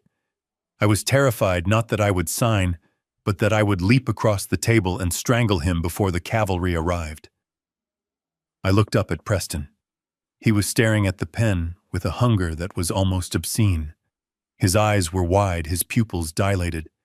He was mentally spending the money already. I looked at Mallory. She was texting, probably telling the boutique at Saks to hold those boots for another hour. I don't have my reading glasses," I stammered. "I can't read this. What does it say?" Preston sighed, putting his glass down with a sharp clink. "We went over this, Dad. It says you are giving us permission to manage the house so you don't have to worry about repairs anymore. It says you agree to go to the facility where doctors can look after you. It is for your own good. Just sign it." I looked at Mr. Henderson, the notary. He refused to meet my eyes. He was studying the pattern on the rug. "Is that true?" I asked him. "Is this for my own good?" Mr. Henderson coughed nervously. "I am just here to witness the signature, sir. I don't draft the documents." I looked back at the paper. I lowered the nib of the pen. The black ink was poised millimeters above the signature line. Preston leaned in closer. "Do it, Dad. Just write your name. Then you can rest. No more worries. No more bills. Just peace." I took a breath. I squeezed the pen. I started to lower it. I could hear Todd holding his breath. I could hear the hum of the refrigerator from the kitchen. The silence was stretched so thin, it was about to snap. And then it did. Ding dong. The doorbell rang. It wasn't a polite tap. It was a long, assertive press that demanded attention. The sound shattered the atmosphere in the room like a rock through a glass window. Todd jumped so hard he nearly knocked over the champagne bottle. His face went pale. He looked at the door, then at Preston, terror written all over his features. "Who is that?" Todd whispered, his voice high and frantic. "Is it them? Did they send someone early?" Preston looked annoyed. "Relax, Todd. It is probably the movers with the van for Dad. They are early." I didn't move. I kept the pen hovering over the paper. I knew exactly who it was. Preston marched to the front door. "I will handle it," he barked. He yanked the door open, ready to yell at a delivery driver. "Can I help you?" Preston demanded. I turned in my chair. Standing in the doorway was not a mover. It was a woman in a sharp navy blue suit holding a leather briefcase. Her silver hair was pulled back in a severe bun, and her eyes behind her rimless glasses were cold as steel. Behind her stood 2 younger associates in suits holding video cameras. And behind them, filling the doorframe with his imposing presence, was Sheriff Miller, his hand resting casually on his belt. Evelyn Shaw stepped into the foyer without waiting for an invitation. The sheriff followed her. Preston stumbled back, confused. "Who are you? You can't just walk in here." Evelyn ignored him. She walked straight into the living room, her heels clicking sharply on the hardwood. She looked at the scene before her. She looked at the champagne. She looked at the sweating notary. She looked at the documents on the table. And finally, she looked at me. She gave me the smallest, almost imperceptible nod.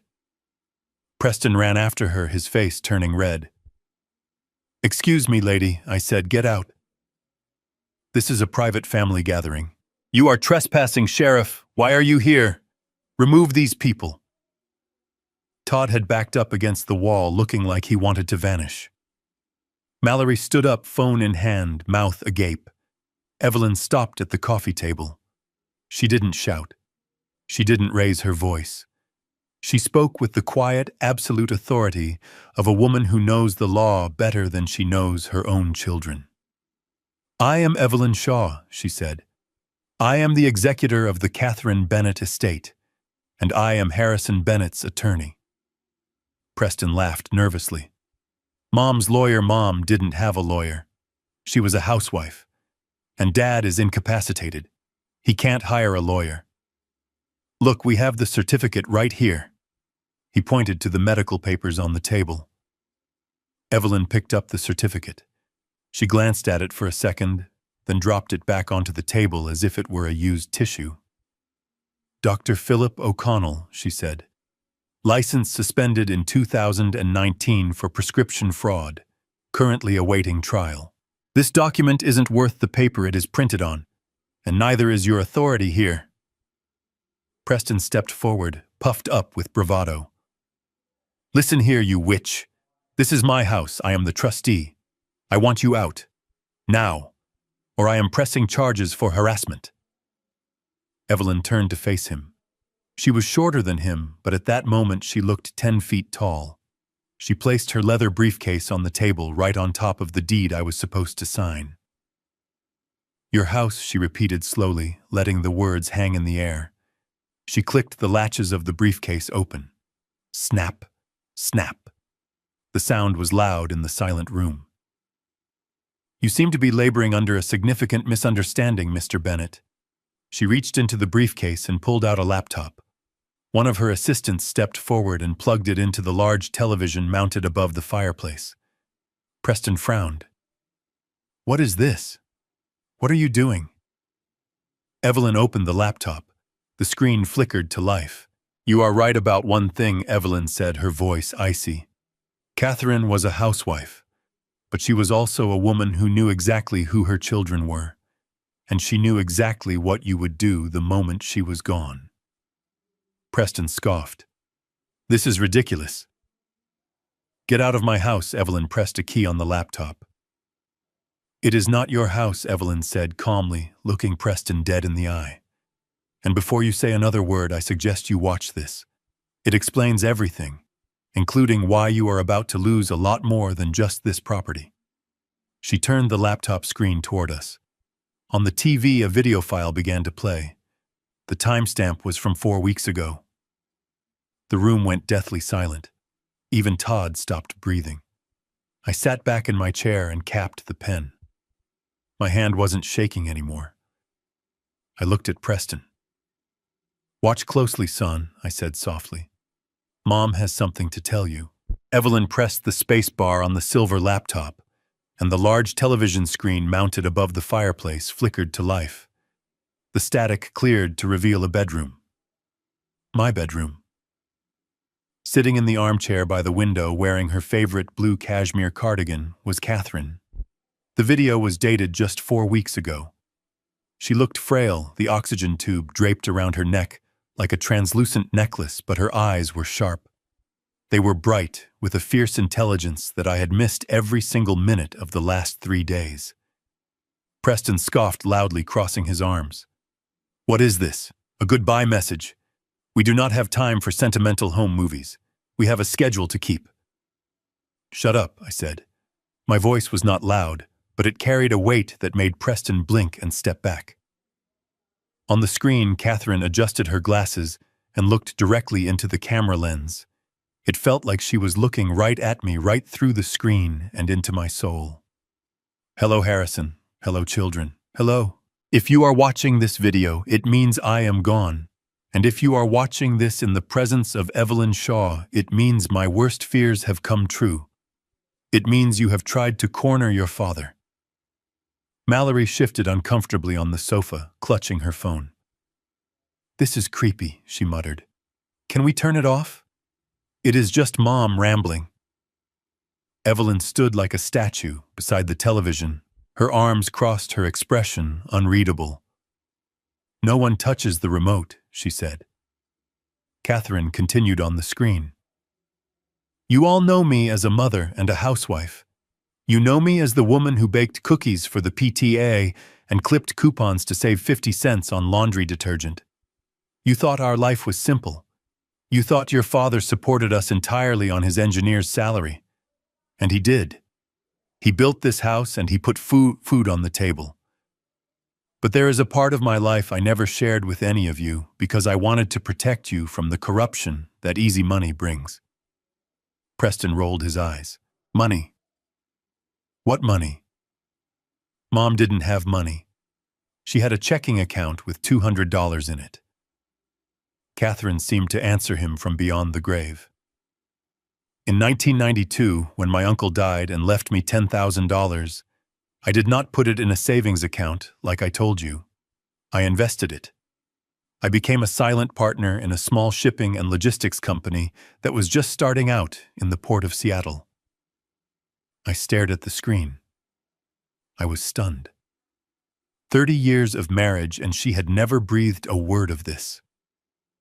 The company grew, Catherine said, a small, proud smile touching her pale lips. It grew very fast. We handle supply chains for major tech firms now. I reinvested every single penny of my dividends for 30 years. I never touched it. I wanted it to be a surprise for our retirement Harrison. I wanted us to see the world without worrying about the cost. Preston stood up slowly. His face had gone pale. Logistics? You mean like global shipping containers? Catherine took a breath, and I could see the pain in her chest, but she pushed through it. As of this morning, the valuation of my share in the company combined with the diversified portfolio Evelyn manages for me stands at $14,500,000. The silence that fell over the living room was heavy. It was the suffocating silence of a bomb that has detonated, but the shockwave hasn't hit you yet. 14.5 million, Preston whispered. His voice trembled. He looked at Todd. Todd looked like he was going to vomit. The color had drained from his face, leaving him a sickly gray. Mallory dropped her phone. It hit the floor with a loud thud, but she didn't even look down. That is impossible, Preston stammered. She was just Mom. She was smarter than all of you combined, I said quietly. My heart swelled with a pride so intense it hurt. My wife, the secret tycoon. On the screen, Catherine leaned closer to the camera. That is the total estate value, $14.5 million. And it is all sitting in the Bennett Family Trust. The atmosphere in the room shifted instantly. The air of hostility and impatience evaporated, replaced by a thick, oily greed. I watched the transformation happen in real time, and it was grotesque. Preston's posture changed. He stopped looking like a bully and started looking like a starving dog who had just smelled a steak. He turned to me. His eyes were wide, shining with a frantic artificial light. Dad, he said, his voice cracking. Did you know? Why didn't you tell us? I didn't know, I said. Preston let out a breathless laugh. 14 million. Dad, do you realize what this means? We are rich. I mean, you are rich. We are a rich family. He walked over to me. He reached out and brushed a speck of dust from my dirty work jacket. His hands were gentle now, revering. He looked at me like I was a golden idol. You shouldn't be sitting in this old chair, Dad, he said quickly. Todd, get Dad a cushion. Mallory, get him some water. Jesus, look at him, he looks dehydrated. Mallory sprang into action. She ran to the kitchen. I am getting the Fiji water, the cold one. Todd was suddenly at my side, kneeling like a squire before a king. Harrison, are you comfortable? Is the room too cold? I can turn up the heat. I am sorry about the car. Truly, it was a misunderstanding. We can get it back. I will call the guy right now. We will buy it back for $20,000, whatever it takes. I looked at them. 2 minutes ago, they were forcing me to sign away my home and shipping me off to a hospice to die. Now that they smelled money, I was suddenly their beloved patriarch again. It made my stomach turn. Preston was pacing the room, vibrating with energy. Okay, so this changes everything. Obviously, we don't need to sell the house. We can renovate it properly. We can hire full-time nurses for Dad. The best care. Private chefs. Dad, you always wanted to go to Italy, right? We can take a private jet. We can go next week. He looked at Evelyn, his eyes hungry. So how do we access the funds? I assume as trustees we have signatory power. We need to transfer some liquidity immediately to cover security. For Dad, of course. Evelyn didn't speak. She didn't open her briefcase. She just pointed at the screen. Catherine wasn't finished.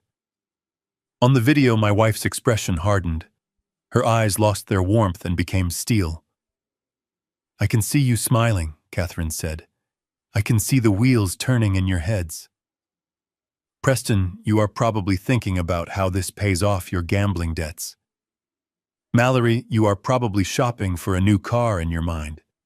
And Todd, well, I imagine you are relieved you won't lose your fingers to that loan shark. Todd flinched violently, looking around the room as if Catherine were actually there, ghost-like and omniscient.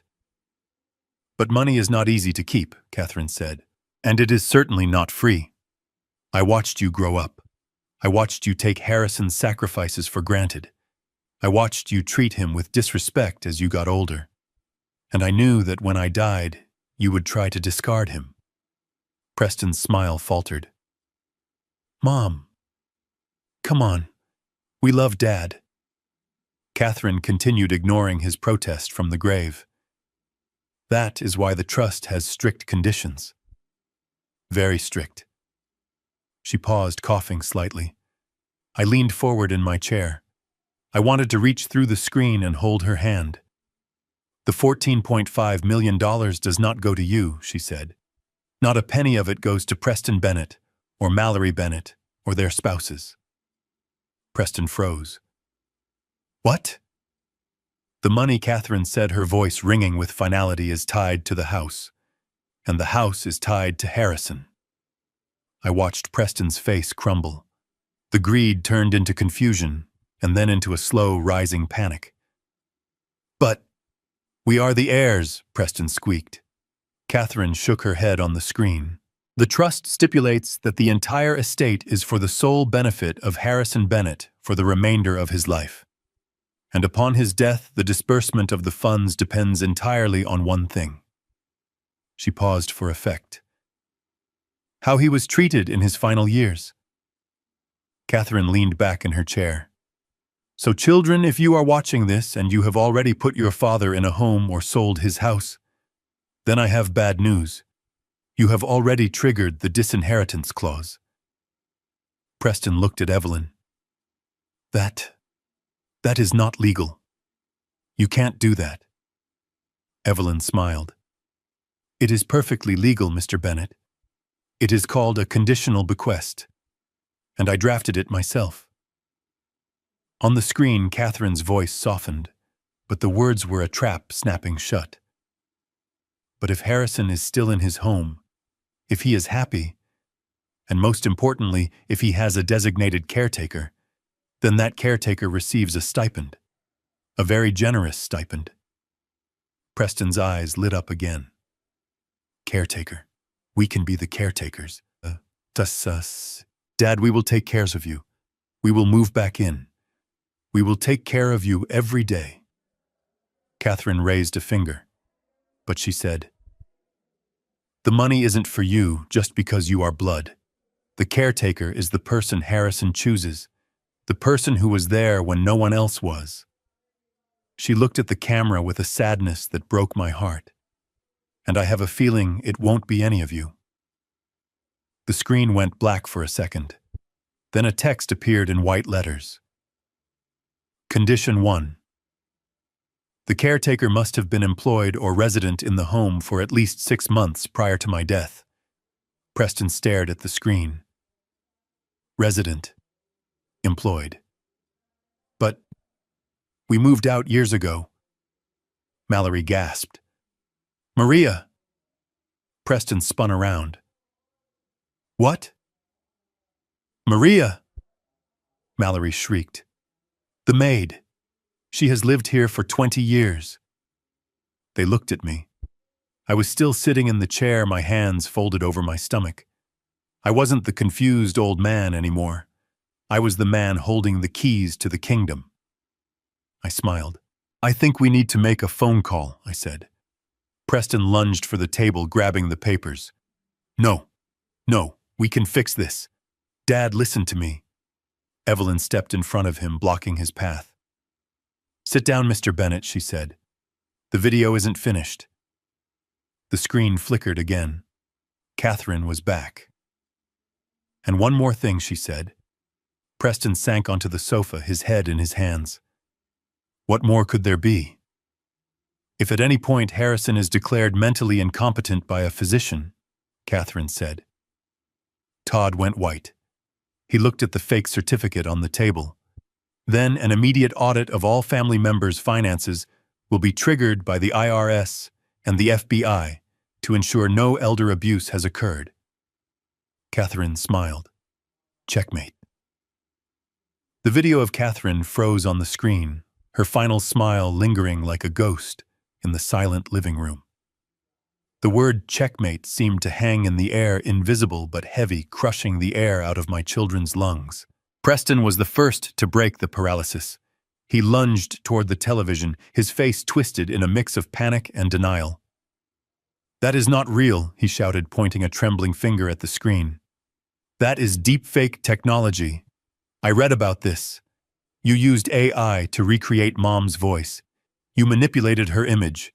This is a fraud. Evelyn Shaw didn't even blink.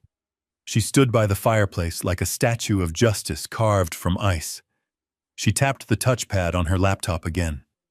The video of Catherine vanished and was instantly replaced by a split-screen view of 4 different camera angles. Preston stopped dead in his tracks. On the top left quadrant of the screen was a high-definition view of the living room from an angle near the floor. It showed Mallory holding her phone, her face contorted in a fake expression of grief as she live-streamed to her followers just an hour ago. The audio played clearly through the television speakers. God, these people are idiots. I just got $500 in donations from some lady in Ohio who sends money to strangers. It is pathetic. Mallory gasped violently, covering her mouth with her hand. Her face went from pale to a deep, shameful crimson. She looked at her phone lying on the coffee table as if it were a venomous snake. That is not me, she squeaked, her voice barely audible. That is out of context. Evelyn ignored her and pointed to the top right quadrant. It showed the kitchen recorded from the top of the cabinets. It showed Preston and Todd leaning over the laptop discussing tax evasion. We hide the cash in the LLC in Delaware. Dad is the fall guy anyway. If anyone asks, we say he signed off on it while he was lucid. Preston's mouth opened and closed like a fish on dry land. He looked at me, then at Evelyn, then back at the screen. The arrogance that had defined him for 40 years was evaporating, leaving behind a terrified little boy who had been caught stealing from the cookie jar. Only this time the cookie jar was a federal crime. But Evelyn was not done. She maximized the bottom screen. This one was different. It wasn't from inside the house. It was grainy footage from the security camera I had installed above the garage door years ago, a camera they had forgotten about in their haste to sell my car. It showed the rain-slicked driveway from this morning. It showed the tow truck dragging my Mustang away.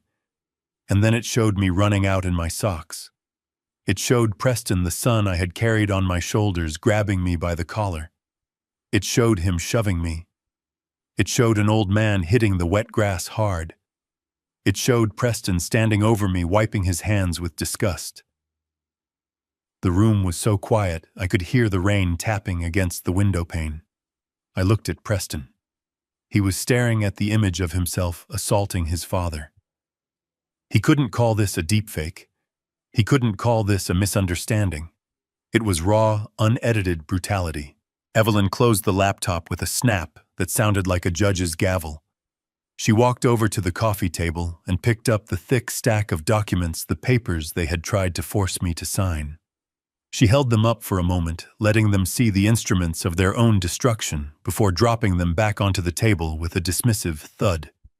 "You asked about the caretaker clause, Mr. Bennett," Evelyn said, addressing Preston. "You asked if you could move back in and take care of Harrison to access the $14 million. Preston looked up, hope flickering in his eyes like a dying candle. "Yes, we can fix this." I was stressed. I didn't mean to push him. "We can start over. We will move in tonight. We will be the best caretakers in the world." Evelyn shook her head slowly. Her expression was almost pitying. "You didn't listen to the video carefully enough," she said. Catherine's instructions were precise. To qualify as a caretaker, you must have demonstrated care without expectation of reward for a period of 6 months prior to her death. She paused, letting the timeline sink in. "You moved out 10 years ago," Evelyn continued, "and in the 6 months before Catherine died while she was bedridden and in pain, you visited a total of 3 times. I have the logs from the home security system. 3 times, Preston. And every single time you asked for money." Preston slumped back onto the sofa, his legs giving out. "But that is not the worst part," Evelyn said. Her voice dropped an octave, becoming harder, sharper. "Even if you had moved in, the trust has a zero-tolerance policy regarding abuse."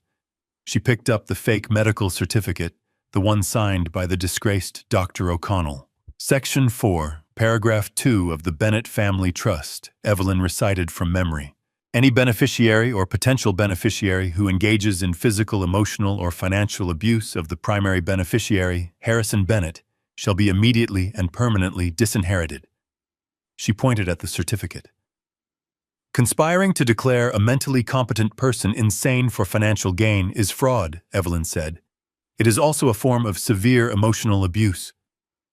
She pointed at the TV screen where the image of Preston shoving me was frozen. "And that," she said, pointing at the frozen violence, "is physical assault."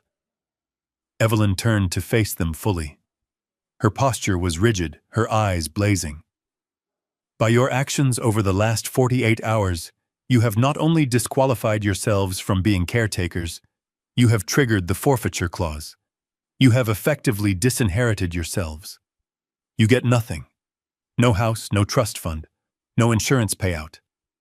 The $14.5 million is locked away from you forever." The word "forever" hung in the room. For a moment, nobody moved. They were trying to process the magnitude of the loss. They weren't just losing a potential windfall. They were losing the safety net they had always assumed would be there. They had lived their lives recklessly spending money they didn't earn because they thought that one day, when the old man died, they would be bailed out. Now the parachute was gone, and they were in freefall. The sound that broke the silence was a low, guttural moan from the corner of the room. It came from Todd. My son-in-law was standing by the window, clutching the curtains as if he were trying to hold himself upright. His face was the color of old ash. Sweat was pouring down his forehead, soaking the collar of his expensive shirt. "No," he whispered. "No, no, no. This can't happen." He looked at Preston, his eyes wide and wild. "You said it was a done deal. You told me the money was guaranteed. You told me to borrow the $400,000 against the inheritance because it would be in our accounts by Wednesday." Preston rubbed his temples, looking down at the floor. "I thought it was Todd. Mom tricked us." "Tricked you," Todd screamed, pushing himself away from the wall. His voice was high, hysterical. "She didn't trick you. You are just an idiot. You and your sister are the 2 stupidest people I have ever met." Todd turned to Mallory, who was still staring at her phone, paralyzed by the destruction of her online reputation. "And you," Todd yelled, pointing a shaking finger at his wife. You and your stupid live stream. You recorded everything. You gave them the evidence. Mallory looked up, tears streaming down her face, ruining her perfect makeup. Don't yell at me, Todd. I was trying to build a narrative. I was trying to help. Todd laughed a manic, terrifying sound. You helped us right into prison, Mallory. Do you know what happens when I don't pay the Greeks tomorrow? Do you know what they do? He held up his hand, splaying his fingers. They take these. They cut them off with bolt cutters. And then they take the car. And then they come for the house. He paced the room frantically, running his hands through his hair. I am dead. I am literally dead. I have zero equity. I maxed out the credit cards to pay for your staging company, Preston. I paid for the movers. I paid for the notary. I spent my last $5,000 on this charade. He turned to me. He looked at me sitting in the armchair, the same chair he had tried to evict me from. He didn't see a father-in-law anymore. He saw a lifeline that had been cut. Harrison, please, he begged, falling to his knees. His expensive suit pants hit the rug with a thud. You have to help me. You heard her. 14 million. You can write a check. Just a small loan. $500,000. I will pay you back, I swear. Just save me from these guys. I looked at him. I looked at the man who had sold my Mustang for scrap metal 3 hours ago. I looked at the man who had laughed when I fell in the mud. I leaned forward slightly. I don't have a checkbook, Todd, I said calmly. My accounts are frozen, remember? I am mentally incompetent. Todd stared at me, his mouth open. But you are not... That was fake. I shrugged. You have a signed certificate from a doctor saying I am a vegetable. If I wrote you a check now, it would be invalid. You made sure of that.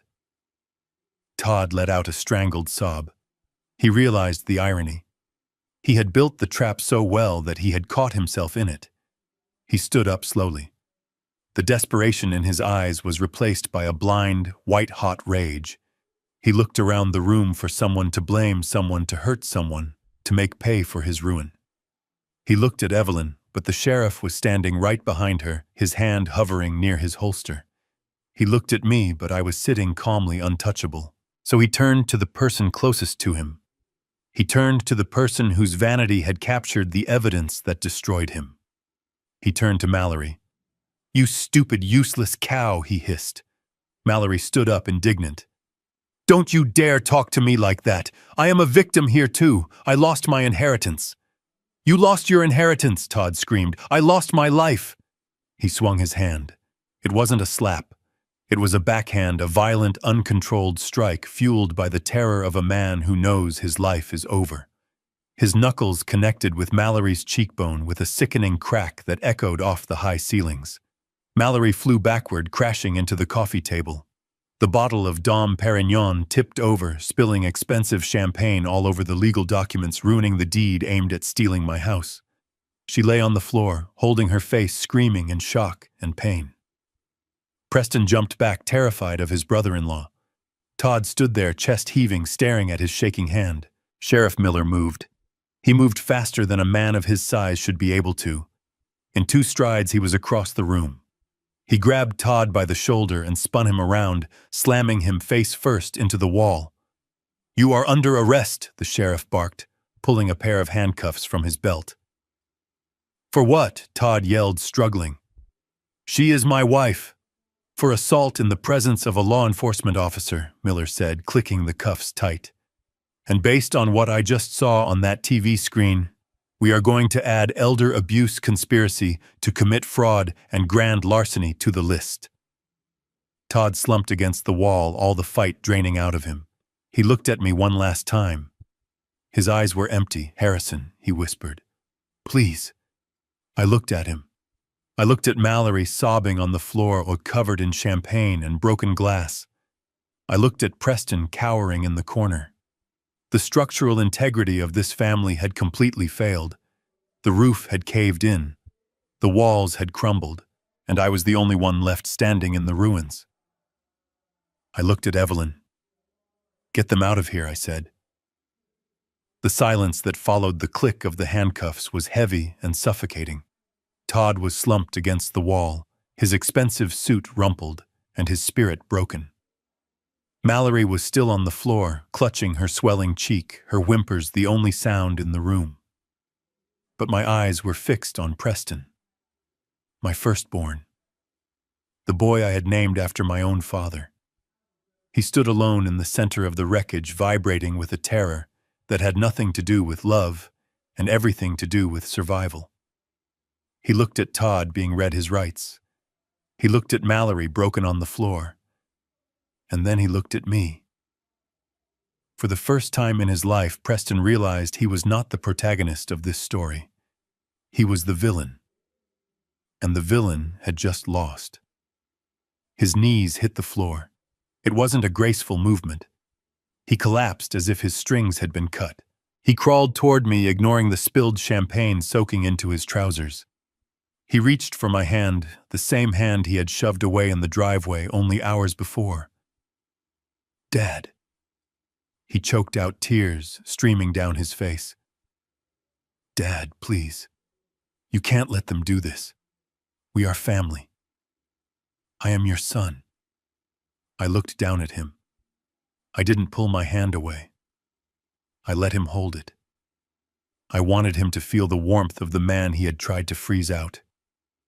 You are my son, I said softly. That is true. But being a son is a biological fact, Preston. Being family is a choice. And you made your choice when you knocked me into the mud and laughed. Preston squeezed my hand tighter, his desperation making his grip painful. I was scared, Dad. I made a mistake. I can fix it. I will fix everything. I will get rid of Todd. I will take care of you. I swear on Mom's grave I will be the best caretaker you have ever seen. I will cook for you. I will drive you anywhere you want to go. Just tell the lawyer to stop. Tell her we are the caretakers. I looked at Evelyn. She was watching us with a neutral expression, waiting for my command. She knew what was coming. She knew the final piece of the trap had to be sprung by me. I gently pulled my hand from Preston's grip. I leaned back in my old armchair, the leather creaking familiarly beneath me. I crossed my legs. You want to be my caretaker, I said. Yes. Preston nodded frantically, wiping his nose on his sleeve. Yes. Me and Mallory. We will do it. We are the only ones who can. I looked around the room. I looked at the grand chandelier. I looked at the portrait of Catherine over the mantel. But the trust is very specific. Preston, I said, my voice calm and conversational. It says the caretaker must be the person who cared for me when I had nothing. The person who fed me when I was hungry. The person who ensured I had a voice when others tried to silence me. Preston nodded eagerly. We can do that. We will do that starting right now. I shook my head slowly. You cannot start now, son. The test is already over. The papers have been graded, and you failed. I turned my head toward the kitchen door, the same door Mallory had walked through with her poisoned soup. Maria, I called out. You can come in now. The kitchen door swung open. Preston froze. He twisted around on his knees. Maria stood there. She was wearing her simple gray uniform, her hands clasped nervously in front of her. She was a small woman, 60 years old, with hands roughened by decades of scrubbing floors and washing dishes. She had worked for us for 20 years. She had raised these children more than I care to admit. And for 20 years, they had looked right through her as if she were a piece of furniture. Preston looked confused. Maria, what is she doing here? She is just the maid. I stood up. My legs felt strong. I walked over to Maria and placed a hand on her shoulder. She looked up at me, her dark eyes filled with worry. Mr. Harrison, she whispered, are you okay? Do you need water? I smiled at her. This woman who had just watched a family destroy itself was still asking if I was thirsty. I am fine, Maria, I said. I want you to come sit down. I guided her to the sofa, stepping over the mess Mallory had made. Preston watched us, his mouth hanging open. "Dad." "What are you doing?" Preston asked, his voice rising in panic. "Why is she sitting down?" I turned to face him. "When you cut the phone lines, I said Maria gave me her personal cell phone so I could call Evelyn. When you locked me in the basement, Maria came down the back stairs and unlocked the door so I could use the bathroom. When you tried to starve me into submission, Maria hid sandwiches in the garage for me." I looked at Preston, letting the weight of my words crush him. She risked her job. She risked her livelihood. And she did it because she possesses the one thing you lack: decency. I turned to Evelyn. "Ms. Shaw," I said, "who is the designated caretaker under the terms of the Catherine Bennett Trust?" Evelyn opened a folder. She pulled out a single sheet of paper. "Based on the sworn affidavit provided by Maria Gonzalez regarding the events of the last 6 months and the corroborating evidence of her assistance during your confinement," Evelyn stated clearly. "Maria Gonzalez is the sole qualifying individual." Preston screamed. "No, that is insane. She is the help. You can't give the money to the maid. That is our money." I walked back to the coffee table. I picked up the pen. Not the cheap ballpoint they had tried to give me earlier, but my Mont Blanc. I pulled a fresh document from Evelyn's briefcase. It was a disbursement order. I looked at Maria. She was shaking her head, tears in her eyes. "Mr. Harrison, no, I don't want anything. I just wanted you to be safe." "That is exactly why you deserve it," I said. I uncapped the pen. I wrote the number 2 followed by 6 zeros. $2 million, I said aloud as I wrote. Preston let out a sound like a wounded animal. 2 million. "Dad, are you crazy? That is my inheritance. That is Mallory's money." I signed my name at the bottom. The ink flowed smoothly, black and permanent. "It was never your money, Preston," I said, handing the paper to Evelyn. "It was Catherine's money. And now it is Maria's money. She can retire. She can send her grandchildren to college. She can go back to Mexico and build a villa on the beach. She can do whatever she wants." I turned to Preston. "As for the remaining 12.5 million, I continued. The trust stipulates that if the primary beneficiary, that is me, retains capacity, I have full discretion." Preston scrambled up from his knees. He wiped his face, trying to compose himself, trying one last angle. Okay. 2 million for Maria. Fine. That is generous, Dad. But the rest, the 12 million, we can manage that for you. We can invest it. We are family, Dad. You can't cut us out completely." I looked at him. I looked at Mallory, who had stopped crying and was listening intently. I looked at Todd in handcuffs. They still didn't get it. They still thought this was a negotiation. I looked at Evelyn. "What is the balance for Preston, Mallory, and Todd?" I asked. Evelyn adjusted her glasses. She looked at a separate ledger. "Well," she said, "we have to deduct the cost of the unauthorized estate appraisal. We have to deduct the legal fees for the fraudulent medical certificate. We have to deduct the cost of the tow truck service you ordered illegally. And we have to deduct the emotional distress damages for Mr. Bennett." She tapped a key on her calculator. "The final figure is 0, Evelyn said. "Actually, it is negative. You collectively owe the estate $4,000 in legal fees." 0, Preston whispered. I walked over to the front door. I opened it wide. The rain had stopped. The air outside was fresh and clean, smelling of wet pine and ozone. I turned back to the room. "Sheriff Miller," I said. The sheriff stepped forward, his hand still on Todd's arm. "Yes, Mr. Bennett, these people," I said, gesturing to my children. "They do not live here. They are not welcome here, and they are currently disturbing the peace of the legal homeowner." I looked Preston in the eye.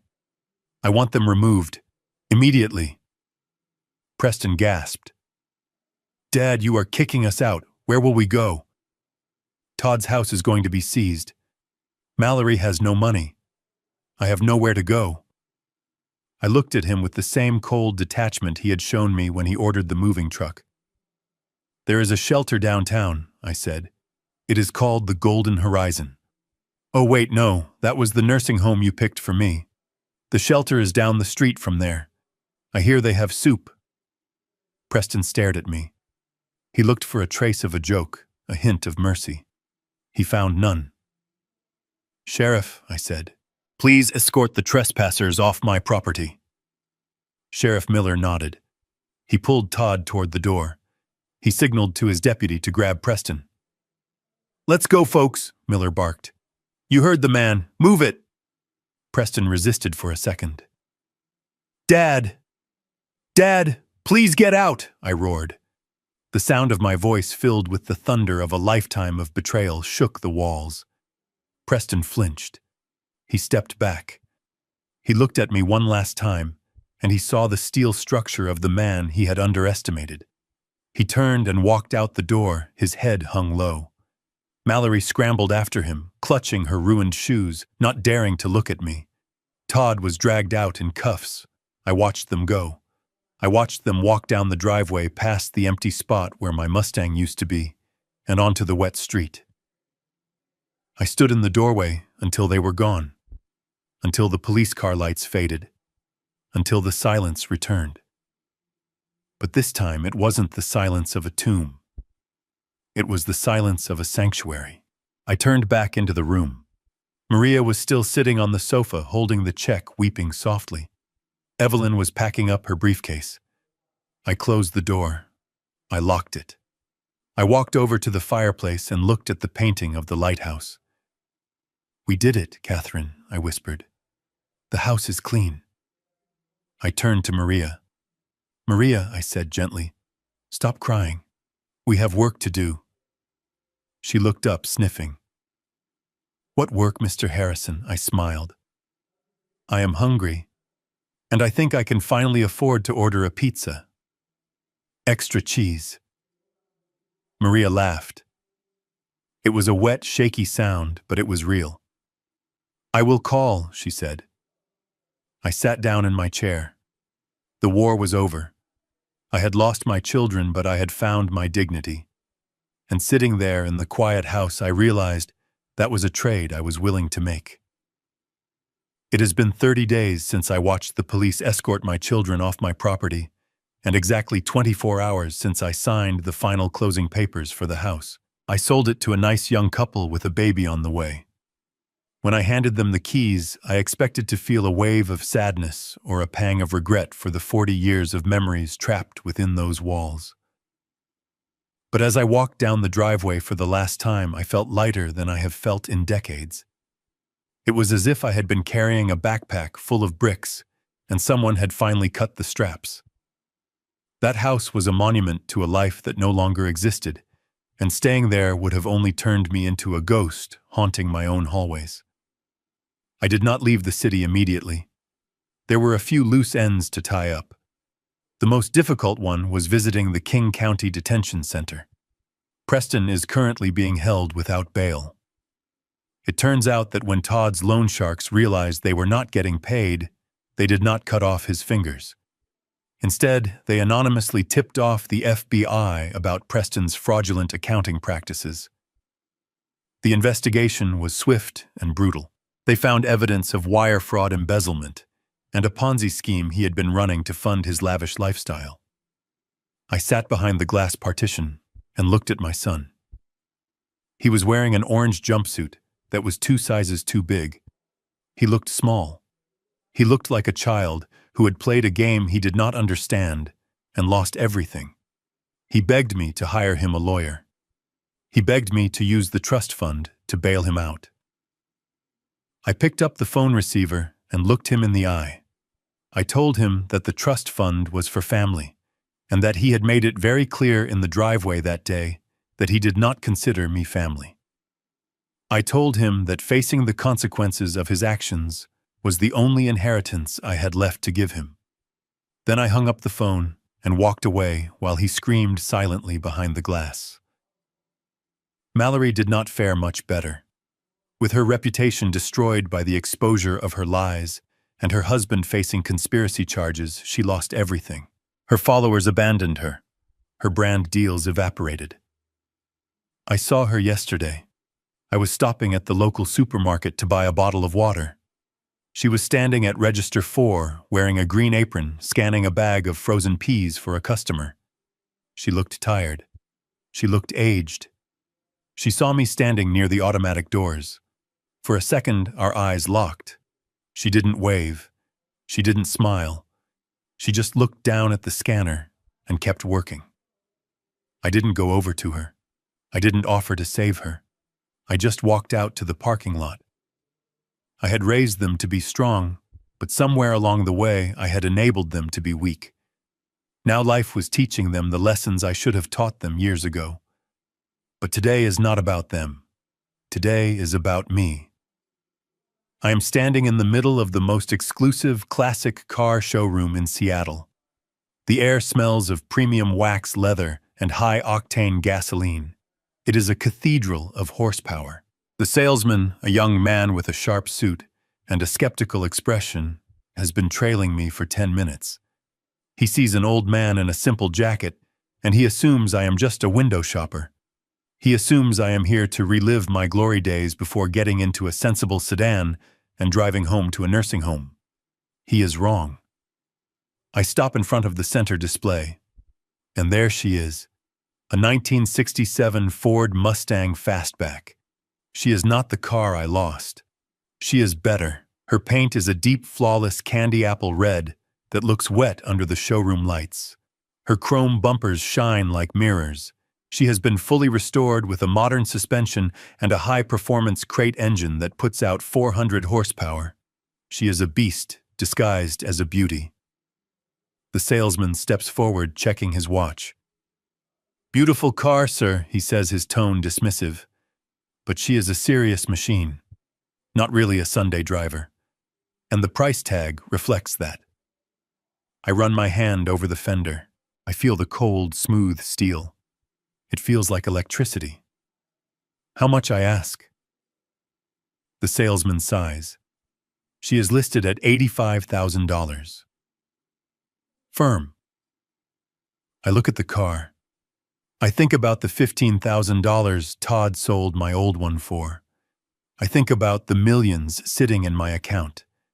I think about the freedom that money can buy when you stop using it to buy people's love. "I will take it," I say. The salesman blinks. "Excuse me." "I will take it," I repeat, turning to face him. "I want it prepped and ready to drive in an hour." He chuckles nervously. "Well, sir, we would need to run a credit check, and financing usually takes about 24 hours, so..."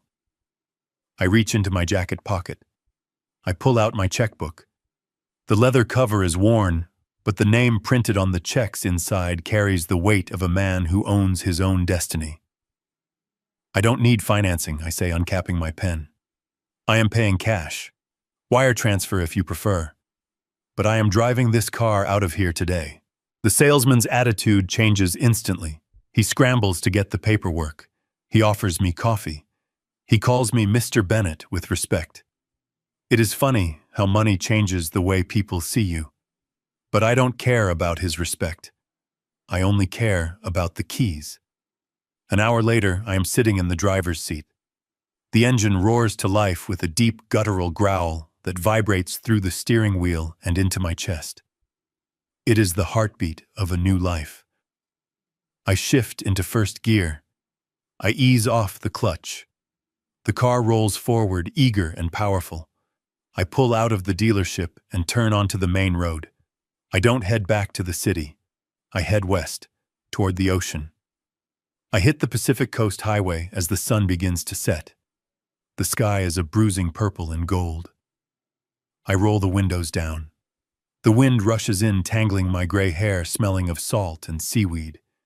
I press my foot down on the accelerator. The Mustang leaps forward, 50 miles an hour. 60. 70. I am driving fast, but I am in total control. The road stretches out before me, winding along the cliffs, with the vast, endless ocean crashing below. I look at the empty passenger seat. For a moment, I wish Catherine were here to feel this wind. But then I realize she is here. She is in the roar of the engine. She is in the money that bought this freedom. She is in the peace that has finally settled in my heart. I am 70 years old. I have no house.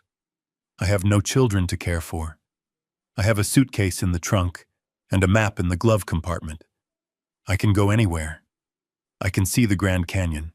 I can drive to New Orleans for jazz. I can drive all the way to Key West and watch the sunrise. For the first time in 40 years, I am not Harrison the provider. I am not Harrison the father. I am not Harrison the victim. I am just Harrison. I tap the steering wheel in time with the rhythm of the engine. A smile spreads across my face. It is not a polite smile. It is a wide, wild grin. They thought they could bury me. They thought they could dismantle me brick by brick. They thought I was just the foundation that held them up, and that I would stay silent while they tore me down. They were wrong. I shift into fifth gear and let the car fly down the highway, leaving the shadows of my past in the rearview mirror. They thought I was an old man who needed to be protected. They forgot that I am the one who designed the shelter they slept under. I poured the concrete. I welded the steel. I built the roof that kept the rain off their heads. And I am the only one who has the right to tear it down. This story reminds us that dignity has no expiration date. Often society and even family can underestimate the elderly, mistaking their silence for weakness and their kindness for frailty. But as Harrison showed us, wisdom and experience are formidable weapons. The true definition of family isn't determined by DNA, but by behavior, respect, and loyalty. We must never take the people who support us for granted, because the hand that builds the roof is also the hand that can dismantle it. Treat your elders with the reverence they deserve, not as assets to be liquidated, but as the architects of your life. If this story made you cheer for Harrison's victory, please hit that like button and subscribe to the channel. Have you ever seen someone underestimate an older person and instantly regret it? I want to hear your stories. Leave a comment below with your city and let me know whose side you were on. See you in the next video.